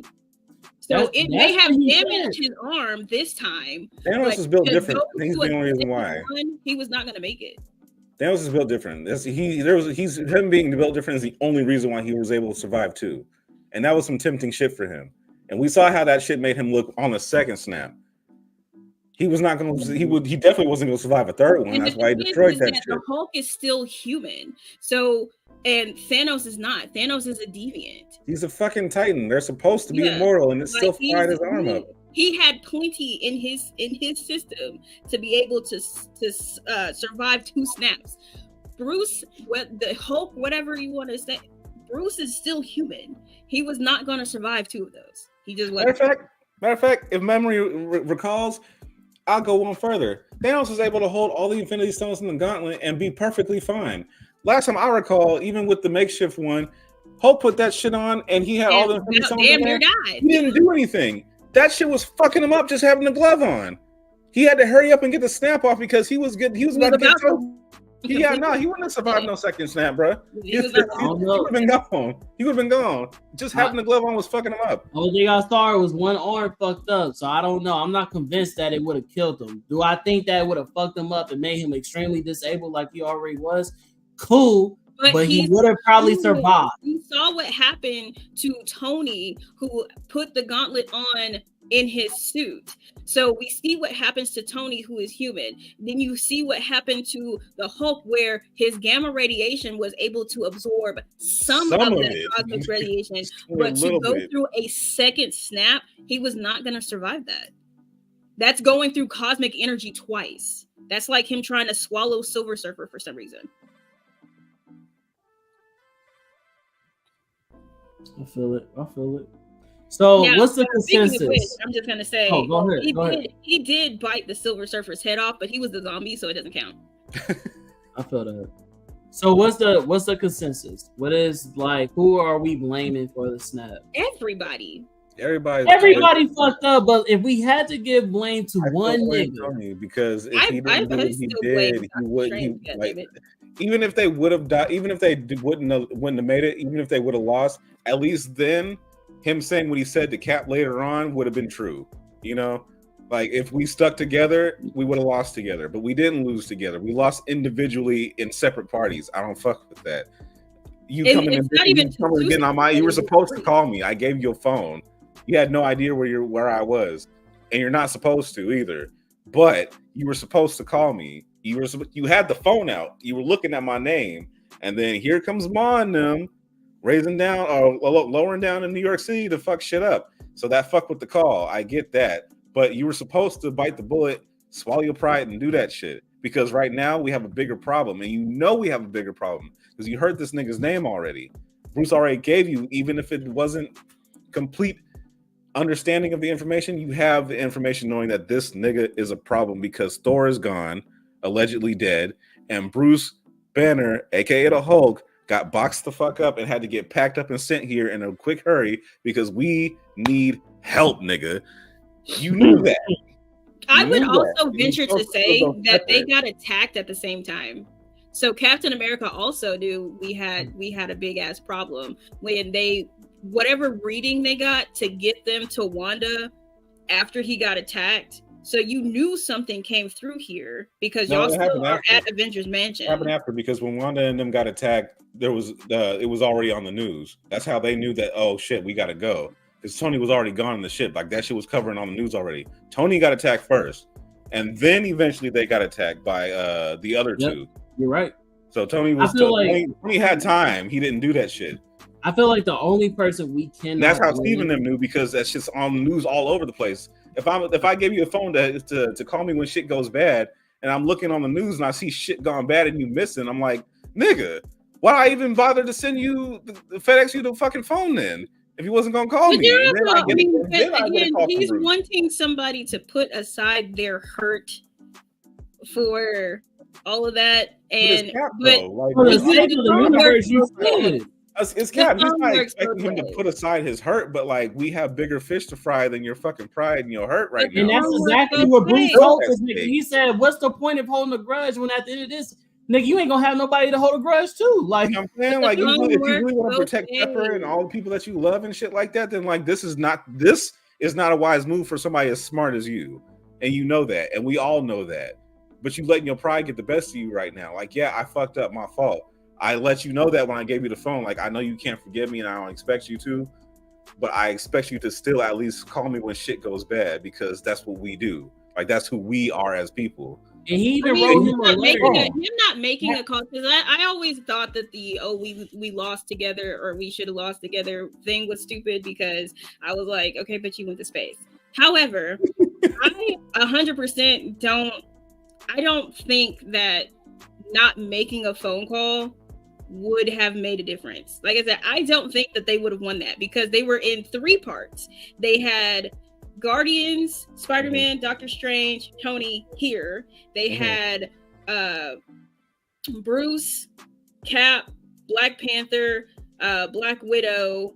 Much more sizable crew over there. And then they had Thor, Groot, and Rocket doing shit with a star to get an axe. Thor being gone is fine. He would have eventually still made it to Wakanda in an instant like he did with the Wakanda incident. But I think if all of them had been together, they would have won. I don't think that they would have won. The only thing that changes is if the only thing that changes in that scenario in my depiction of it, the only people who aren't there are probably the Guardians. The only Guardian that probably shows up is Groot and Rocket because they were with Thor. That's it. Because the Guardians were all the way on their way to wherever the fuck to find Gamora anyway. So them crossing the paths in space was just fate to help them not get hold as quick. That's it. Right. Well, they were responding to the distress call from Asgard. Exactly. So they would have been with Thor anyway.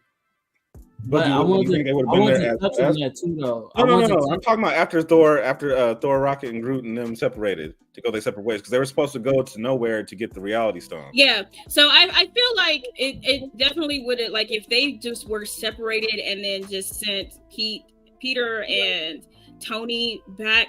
I honestly still think without Thor, they still would have lost. Thor still would have made it. He just would have been last to come in. He would have been coming in hot like he did just now. Yeah, and that's how they lost. But if we have a magician, a goddamn spider dude, and a fucking another war machine, this is why I blame Doctor Strange, because I feel like Doctor Strange would have come up with some stupid ass way to give that damn time stone away. Because my realities. To be fair to Tony, I will say this. To be fair to Tony in this scenario, he did tell Doctor Strange to put that shit away. And Doctor Strange was like, nah, we might use that shit. My realities. And then tried to use it and then got choked the fuck out on some dominatrix shit and then got captured. And then I got stabbed because you want to be crazy. No. Just no. I also want to touch on, though, I feel like the one nigga that we can't blame at all is Thor. Like, Thor tried to put the whole team on his fucking back. We can blame Thor. What are you doing? You should have gone for the head. That was Thor. Exactly. Nah.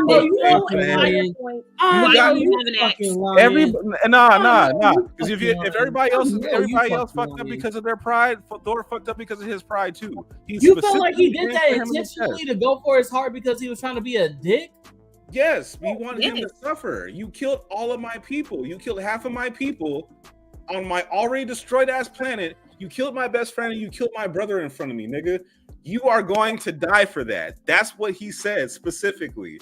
And so he came in hot with this weapon that's so strong, it beat all of the Infinity Stones. Stormbreaker broke through the power of all 7 or 6 Infinity Stones and blasted that nigga straight in his chest. What was the point of you having an axe if you was not going to? You should have just aimed for the head and got that shit done and over with. See, now y'all sound crazy because it was me. Y'all talking about a nigga who literally was the only threat towards Thanos and broke through to get one shot. You think that when he blasted the nigga was in the air. You think that from that distance, you're going to be able to close the distance and land a headshot on Thanos? For a 1,500-year-old warrior. What do you mean? What do you mean? It's Thanos, nigga. So, and on top of that, he has psychic abilities for Junior. He can aim that shit. What do you mean? If he can do this and a head target for an axe is a very extreme, like as well as he threw that axe to get it into his chest, him just doing a different flick of the wrist would have taken Thanos' head off.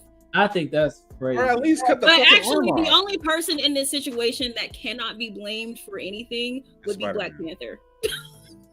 Spider-Man and Black Panther. Yeah, Pete and Black Panther are really just the word. Spider-Man did his job and he got hold. Black Panther did his job. He got hold. They can't be blamed. They didn't do shit. Peter Parker had that glove off like he was supposed to. He was a soldier. He said, I'm an Avenger. I'm going to take this shit serious. And he did. And Black Panther can't be blamed. They brought it to his house. They literally brought that shit to my home, knowing that my shit's about to get wrecked. Y'all came to my doorstep. I ain't had nothing to do with it. Why you got the police for chasing you when you come knocking on my door? What's going on?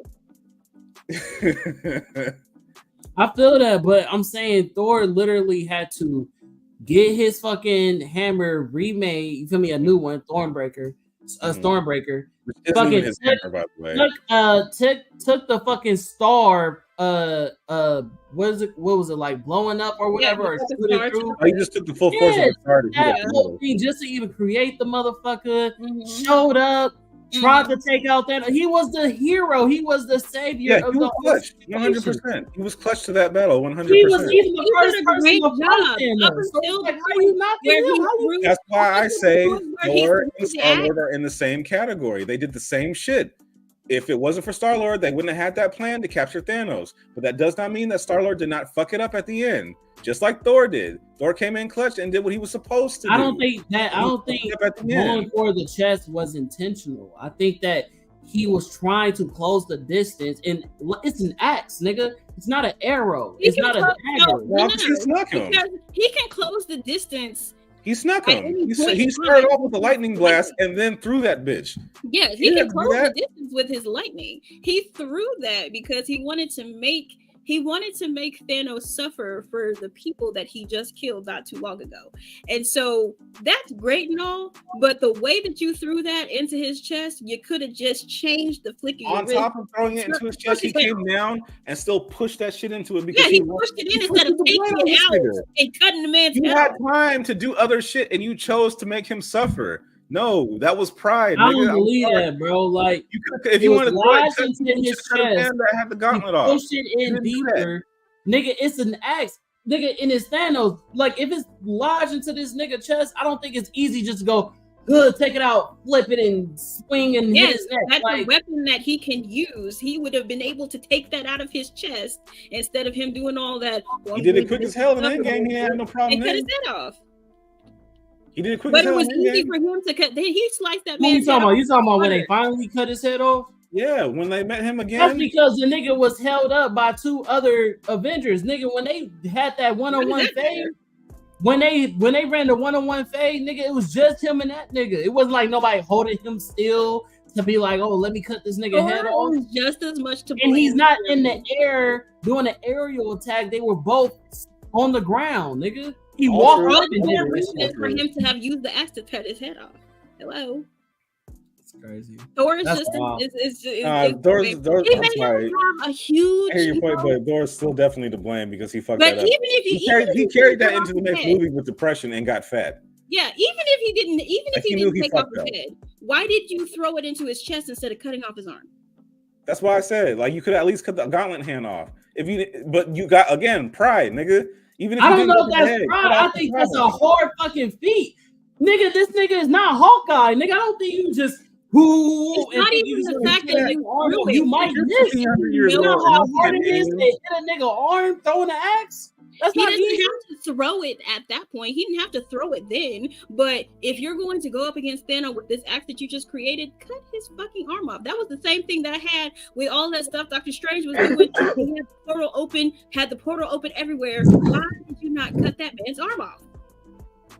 Cut it off. That's all that had to happen. I'm just saying.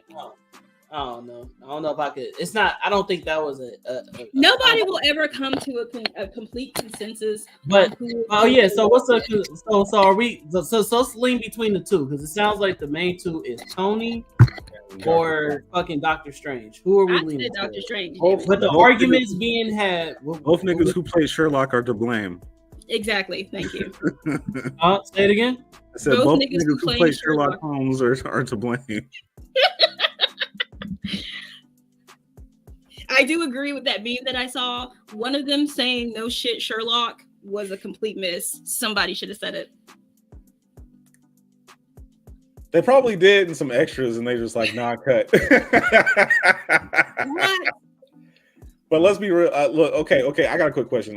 If y'all don't mind, what did y'all prefer, Infinity War, or Endgame? Infinity War, 100%. I gotta go with Endgame.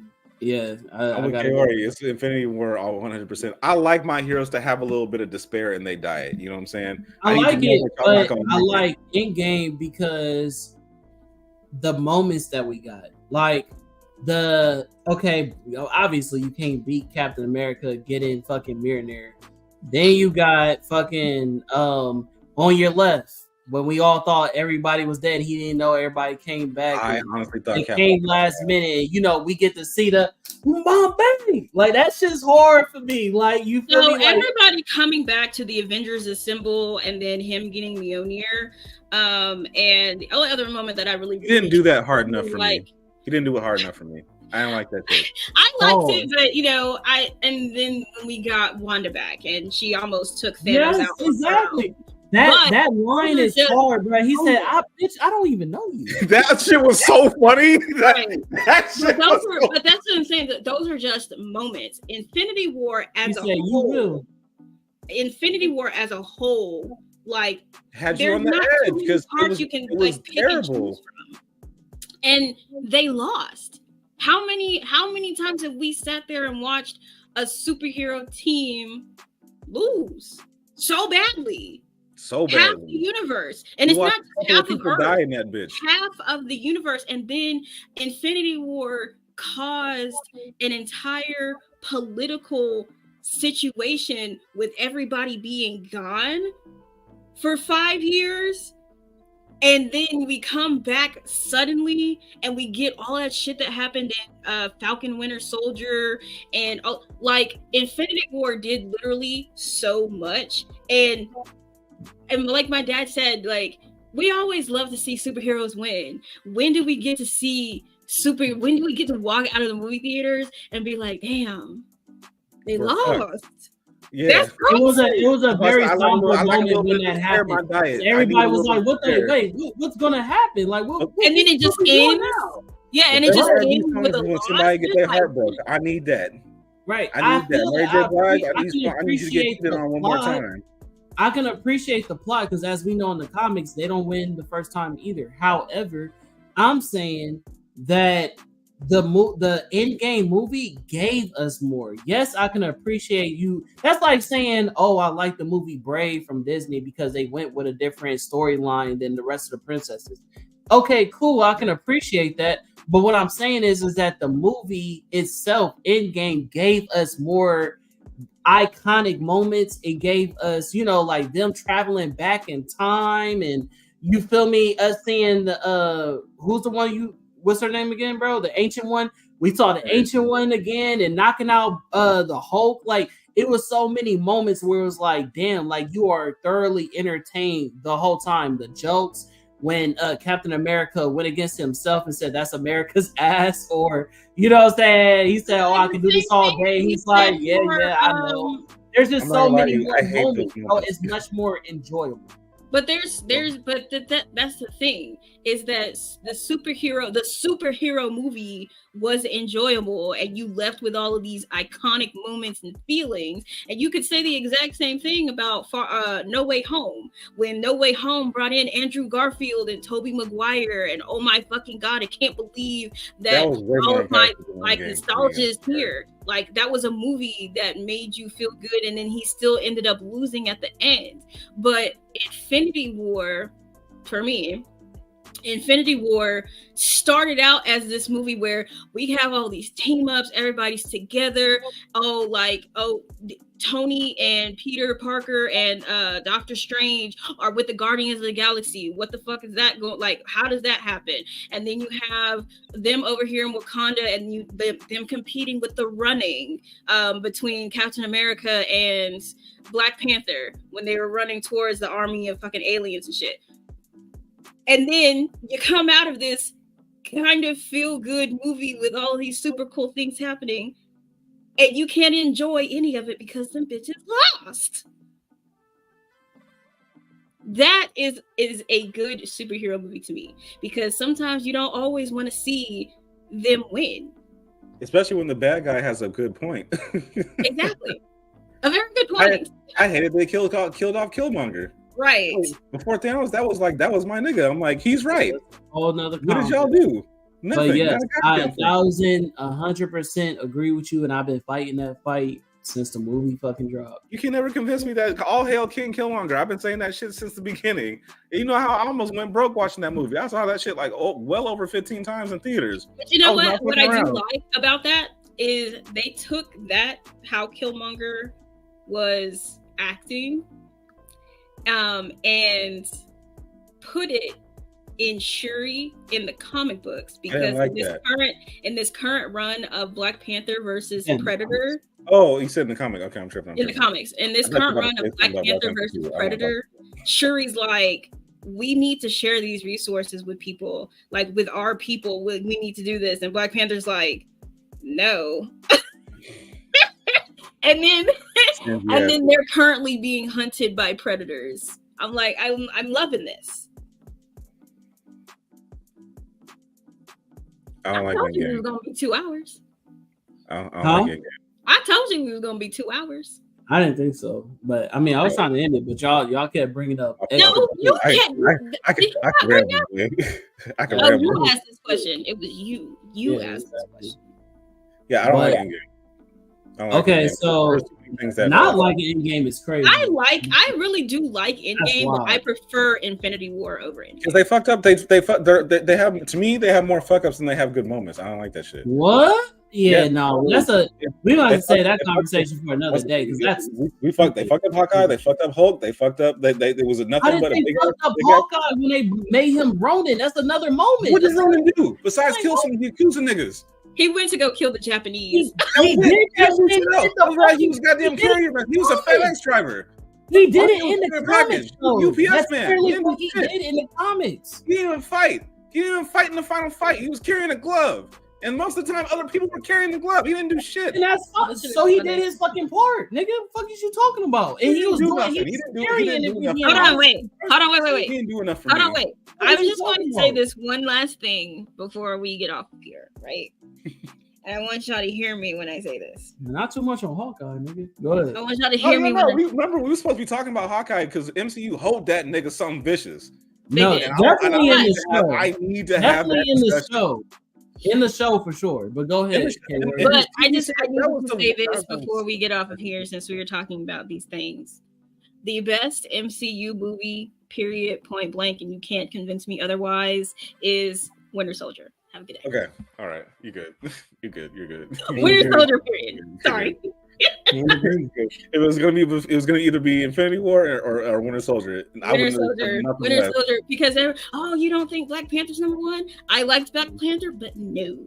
Black Panther's number one. If Black Panther was actually Black Panther in that fucking film, then I probably would have gone with that. Yeah. And but even still, I am 100% putting Shang-Chi. Black Panther is one of the only few comic movies that the director went with a different vision for like what it's supposed to, like what he wanted it to look like, and I appreciate his vision over what I would normally complain about being a comic book nerd. So like in all the Thor movies, I'd be like, oh, they're not doing it right. You know what I mean? Worst trilogy. But when it comes to Black Panther, I'm like, oh, I like what you did with it. I like that. Okay, we all know that Killmonger is originally from New York, but he made him from Oakland, which, I'm from, West Coast. However, I like that vision that he took with it because of the Black Panthers, and he actually made it a cohesive, like, understandable, like, connection. Like, this is why I did this. And all the conversations of what they had between Killmonger and Black Panther and everything else is what made that a good movie. None of the movies we just talked about is more thought-provoking than Black Panther. So for me, it's gonna be my number one. I'm cool with y'all. I'm not saying Black Panther is bad, but as I didn't say that. No, I'm saying those other movies didn't do for me that what Black Panther did. Like, I mean, but that's because it's Black Panther, and most people relate to Black Panther, which is fine. But as a MCU movie, like the best one in all of the movies that they've done, Winter Soldier was so tight knit. It was so good, and you didn't need a whole bunch of not anything to complain about for it. So it was the close, like without it having to involve a bunch of people, and it told a amazing story. And the one that comes after that to me is Shang-Chi. Definitely not. Shang-Chi was so good. I like Shang-Chi. I hate Shang-Chi. I hate it. My third favorite. I saw it one time, never looked at it again. I hate it. I thought it was so good when I saw it. I'm sorry for you because Shang-Chi is one of my favorite characters. What's that in Living Color when they was like, hated it. But okay, I do have one question for you. Did you like, because this is my favorite character, two of my favorite characters, and I thought that they did absolutely wonderful. Did you like Werewolf by Night and did you like Moon Knight? I didn't watch Werewolf by Night. That one came and went for me. I see it and I look at it. I'm like, I'll get to it eventually. And that's how I feel about Agatha right now. But I took a poll on my channel and they were like, "No, do that shit." So I'm like, Agatha is going crazy right now. I just watched it. I was watching. I'm gonna do Agatha, but Werewolf by Night is only. I think Werewolf by Night is only like an hour. Agatha goes crazy, it's a TV special. It's not a show. It's okay. Yeah, so they did it as a Halloween special. They did it in black and white. They did it in color. I recommend everybody watch it in black and white first before you watch it in color. But Werewolf by Night, it had that old school, like if you seen like those old school Dracula, old school Nosferatu type vibe right there. Okay, I'll check it out. Have you seen Moon Knight? Moon Knight, absolutely. I'm a big fan of anybody who got DID. Oh my God. I thought they did so well. I loved it. I actually didn't mind it. That nigga is just an amazing actor. He's fantastic. You forget that he's an amazing fucking actor. That it's just him on the screen majority of the time. He's so good, you forget it's just him. There is no other people he's talking to. The nigga's talking to himself. That's that's amazing. On my TikTok, we were talking about different stuff, and I brought up because somebody's like, they asked because they hadn't seen Moon Knight yet, and they asked me if it was comic book accurate, and I said the only thing that they changed in terms of Mark Spector is they gave a difference between Mark Spector and Grant, but when Stephen Grant. So in the comic books, Stephen Grant is very Bruce Wayne-ish, and I was like, but in the TV show, he's very skittish and scary. I said, but I needed them to do that so that people could tell the difference between the personalities. I was perfectly fine with them doing that because you needed to tell the difference. Because Stephen Grant in the comic books right now, even after Blood Hunt and everything, Stephen Grant be telling Mark Spector to shut the fuck up, and this is what you need to do. And I'm like, I love it. But when they sparked Inner Child, I wanted Inner Child so bad, but they didn't do it, and I was very sad. That's why I was waiting for it. It was like, oh shit, who's the next one that's coming? She was there. She was in the sarcophagus because that sarcophagus is a girl. She was in there, and they never opened it. They just didn't do anything with it. It's probably setting up for season 2. They initially said they weren't going to do a season 2, but I think they said they're actually doing it. I think they're going to try to do a season 2. Good for them. I actually like that one. Like that was the one Disney Plus for a series where I'm like, yeah, don't carry on with that shit, please. That one and Loki. Carrie. Loki was amazing. The first season and second season, fire. Oh, but it ended on a sad but on a good note. Fire. Like 10 out of 10. It was the first episode. I thought it was going to be shit. That was the one I was looking forward to the least when the first 4 set up that came out. Like WandaVision, okay. And then it was, what was it? Falcon Winter Soldier, like the next month or a couple months later. I was like, I'm looking forward to that. Watched it. I loved it. I'm looking forward to the movie too. Moved on? Yeah. Oh, yeah. No, yeah, I am. Red Hulk? I need to see what they do. I was skeptical because I'm like, what are you going to do? You're literally facing Red Hulk and you got a whole. They're finally talking about the fucking not Eternal. Is it Eternal, right? Eternals? Oh, Tiamat in the middle of the ocean. Oh, the Eternal that they have in the middle of the he's made out of adamantium. Finally touching on that and everything. Yeah. Now, my cousin, who is my insider to these things, she says she doesn't know if they're going to talk about it to the extent that people want it to be talked about, but it should definitely be mentioned because it is made of adamantium. Yes. Yeah, I saw a couple of blogs that mentioned that shit or whatever. I was like, oh, okay, well that's because it's in the trailer. Like they fly by it in the trailer.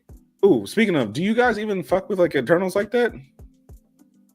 I'm so glad you brought it up because I know people like really fucking hate that movie, and I love that movie. That bad. I think it's okay. I hated that movie so much. I'm so glad you said that. I'm like, I always feel like the outlier on my own podcast because it's like everybody else is like, oh yeah. The only thing I liked about it was Makari. That was Makari and Druid. Makari? I love the whole thing, and Makari's not even supposed to be a female; she's supposed to be a nigga. But at the same time, like I appreciate it. Thank you for everything. The thing is that none of the Eternals actually have any genders and they don't have a race either because Phastos is supposed to be he's like Greek or something. So they switch bodies. So it really didn't matter whose body that they put in. They just switch bodies. Yeah. Because I don't think the one that what's her face, who was the leader, that's a guy. Mm-hmm. Right. So I remember her name, but I'm drawing a blank. Cersei. Yeah. No, not Cersei. The leader, the one in the blue Ajax? The one who can heal and shit. The one that what's his face killed. Ajax. When he fed her to the things. Ajax. Yeah. She's supposed to be a guy. I also one thing, didn't really mean she got hold too.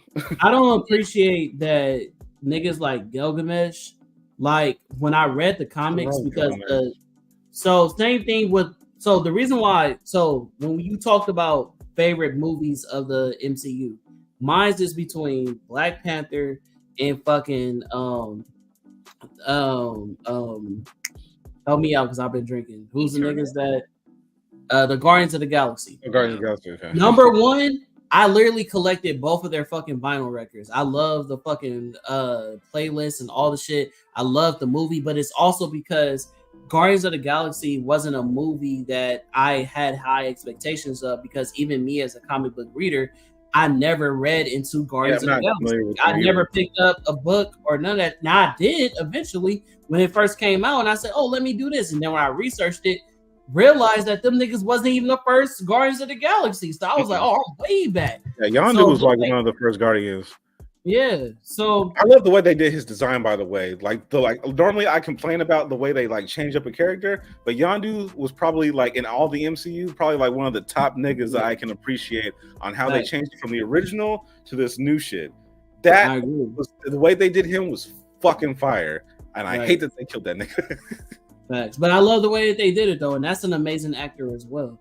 Mm-hmm. But even with that point being said, the point that I was trying to make was when it comes to not Guardians of the Galaxy, but the Eternals, I can just appreciate that this was a movie that I didn't expect to be good, because I had never read an Eternals run before the movie, and I was like, oh, okay, I like what y'all did with it. Was it as impactful as all the rest of the MCU movies?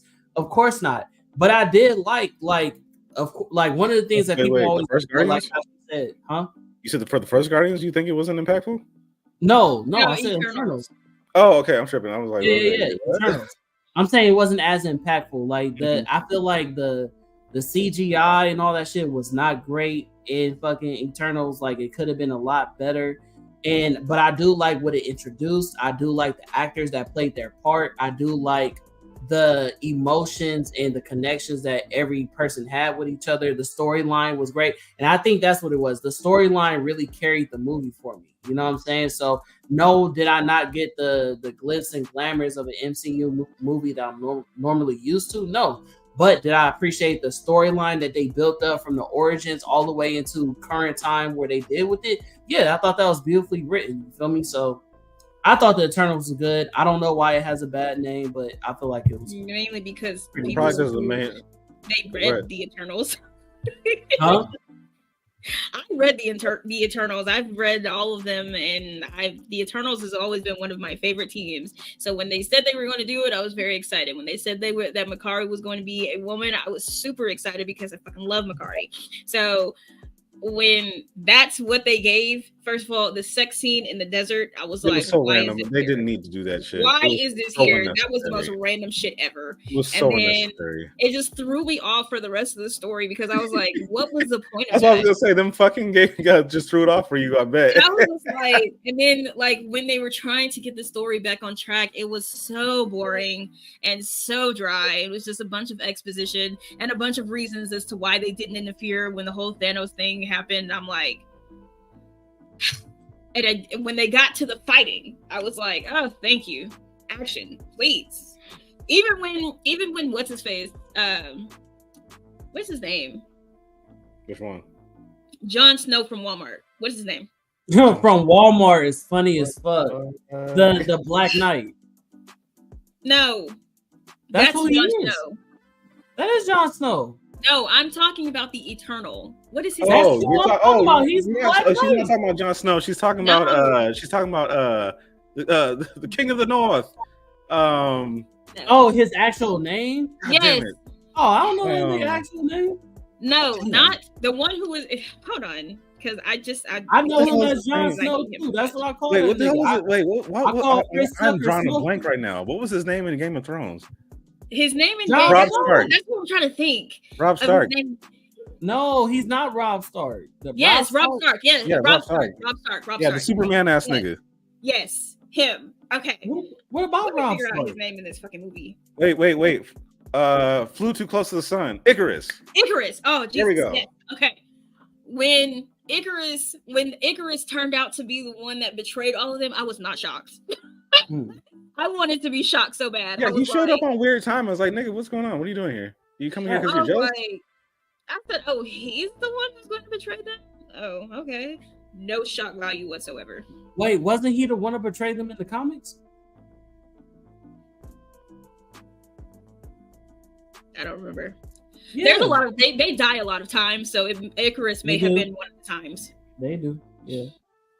So I think all of them have had a hand in them dying because they die a lot. So, but when he was the one, because of course this is an origin, just like the origin story of them. So of course people don't know them. So like when I was sitting in a theater with my friends, my dad and my brothers, and we're all watching this, and it turned out that he was the one that was betraying them. Nobody in the theater said any words. There was no, oh my God. Oh, can you believe that? There was nothing. And I'm like, he was already acting like an ass earlier. So like, are we expecting anything different? I don't know. I think the only like alternate to that would be Loki is what they call him, right? Who? The guy with the hallucinations and the magic and shit. What was his name? Oh, Sprite? Right, but I feel like he was the god of Loki. Like Thor and all them niggas got their name and prowess and all that shit. Like they lore from these people. Like these is who they looked up to. Yeah, Sprite. But Sprite is also a girl, so there's that. Okay, yeah, but I thought he was not Sprite. The dude, the one who controlled minds, not Fart, not hallucination. Druid. Yeah. That's the one. So. If anything, you would have thought it'd been him because he was the one who was like, man, fuck this shit. I would have been fine with Druid. I would have been fine with Fastos. With the way Thano was acting, I would have been fine with her. The way Thano was acting, I 100% thought it was going to be her. But if Druid had been the one to betray them this time, I would have been like, oh my God. Angelina Jolie filled that role. You don't get credit for filling that role. Possibly be the traitor. I never even noticed that until you just now said something. I'm like, wow, they sure did act that way. I knew it was Icarus the entire time. Yeah, that's what I'm saying. Like, it was too obvious. Like when it mentioning everybody else's stuff for the reason, I was like, oh, that's right. They did kind of act like that. They have a reason. When they had Tina acting like that, I was for sure she was going to be the one. But when it turned out to be him, I was like, oh, I mean, that was kind of obvious. But sure, whatever. It could have been like when Sprite stabbed. It could have been Ajax in disguise, and she didn't really die. When Sprite stabbed Cersei, I was like, well, that's expected. She didn't fucking love with Icarus for some reason. All right, like, come on, do better. All right, well, y'all, we appreciate y'all for tuning in. You feel what I'm saying? We had a good convo. Tellit, thank you for bringing up this subject matter for Kaori because this is one of the things we like to talk about. It was nice to be a viewer of this podcast today, and yeah, we'll see y'all next time, man. Y'all have a good night. Thank y'all for tapping in with Tapping No Cap.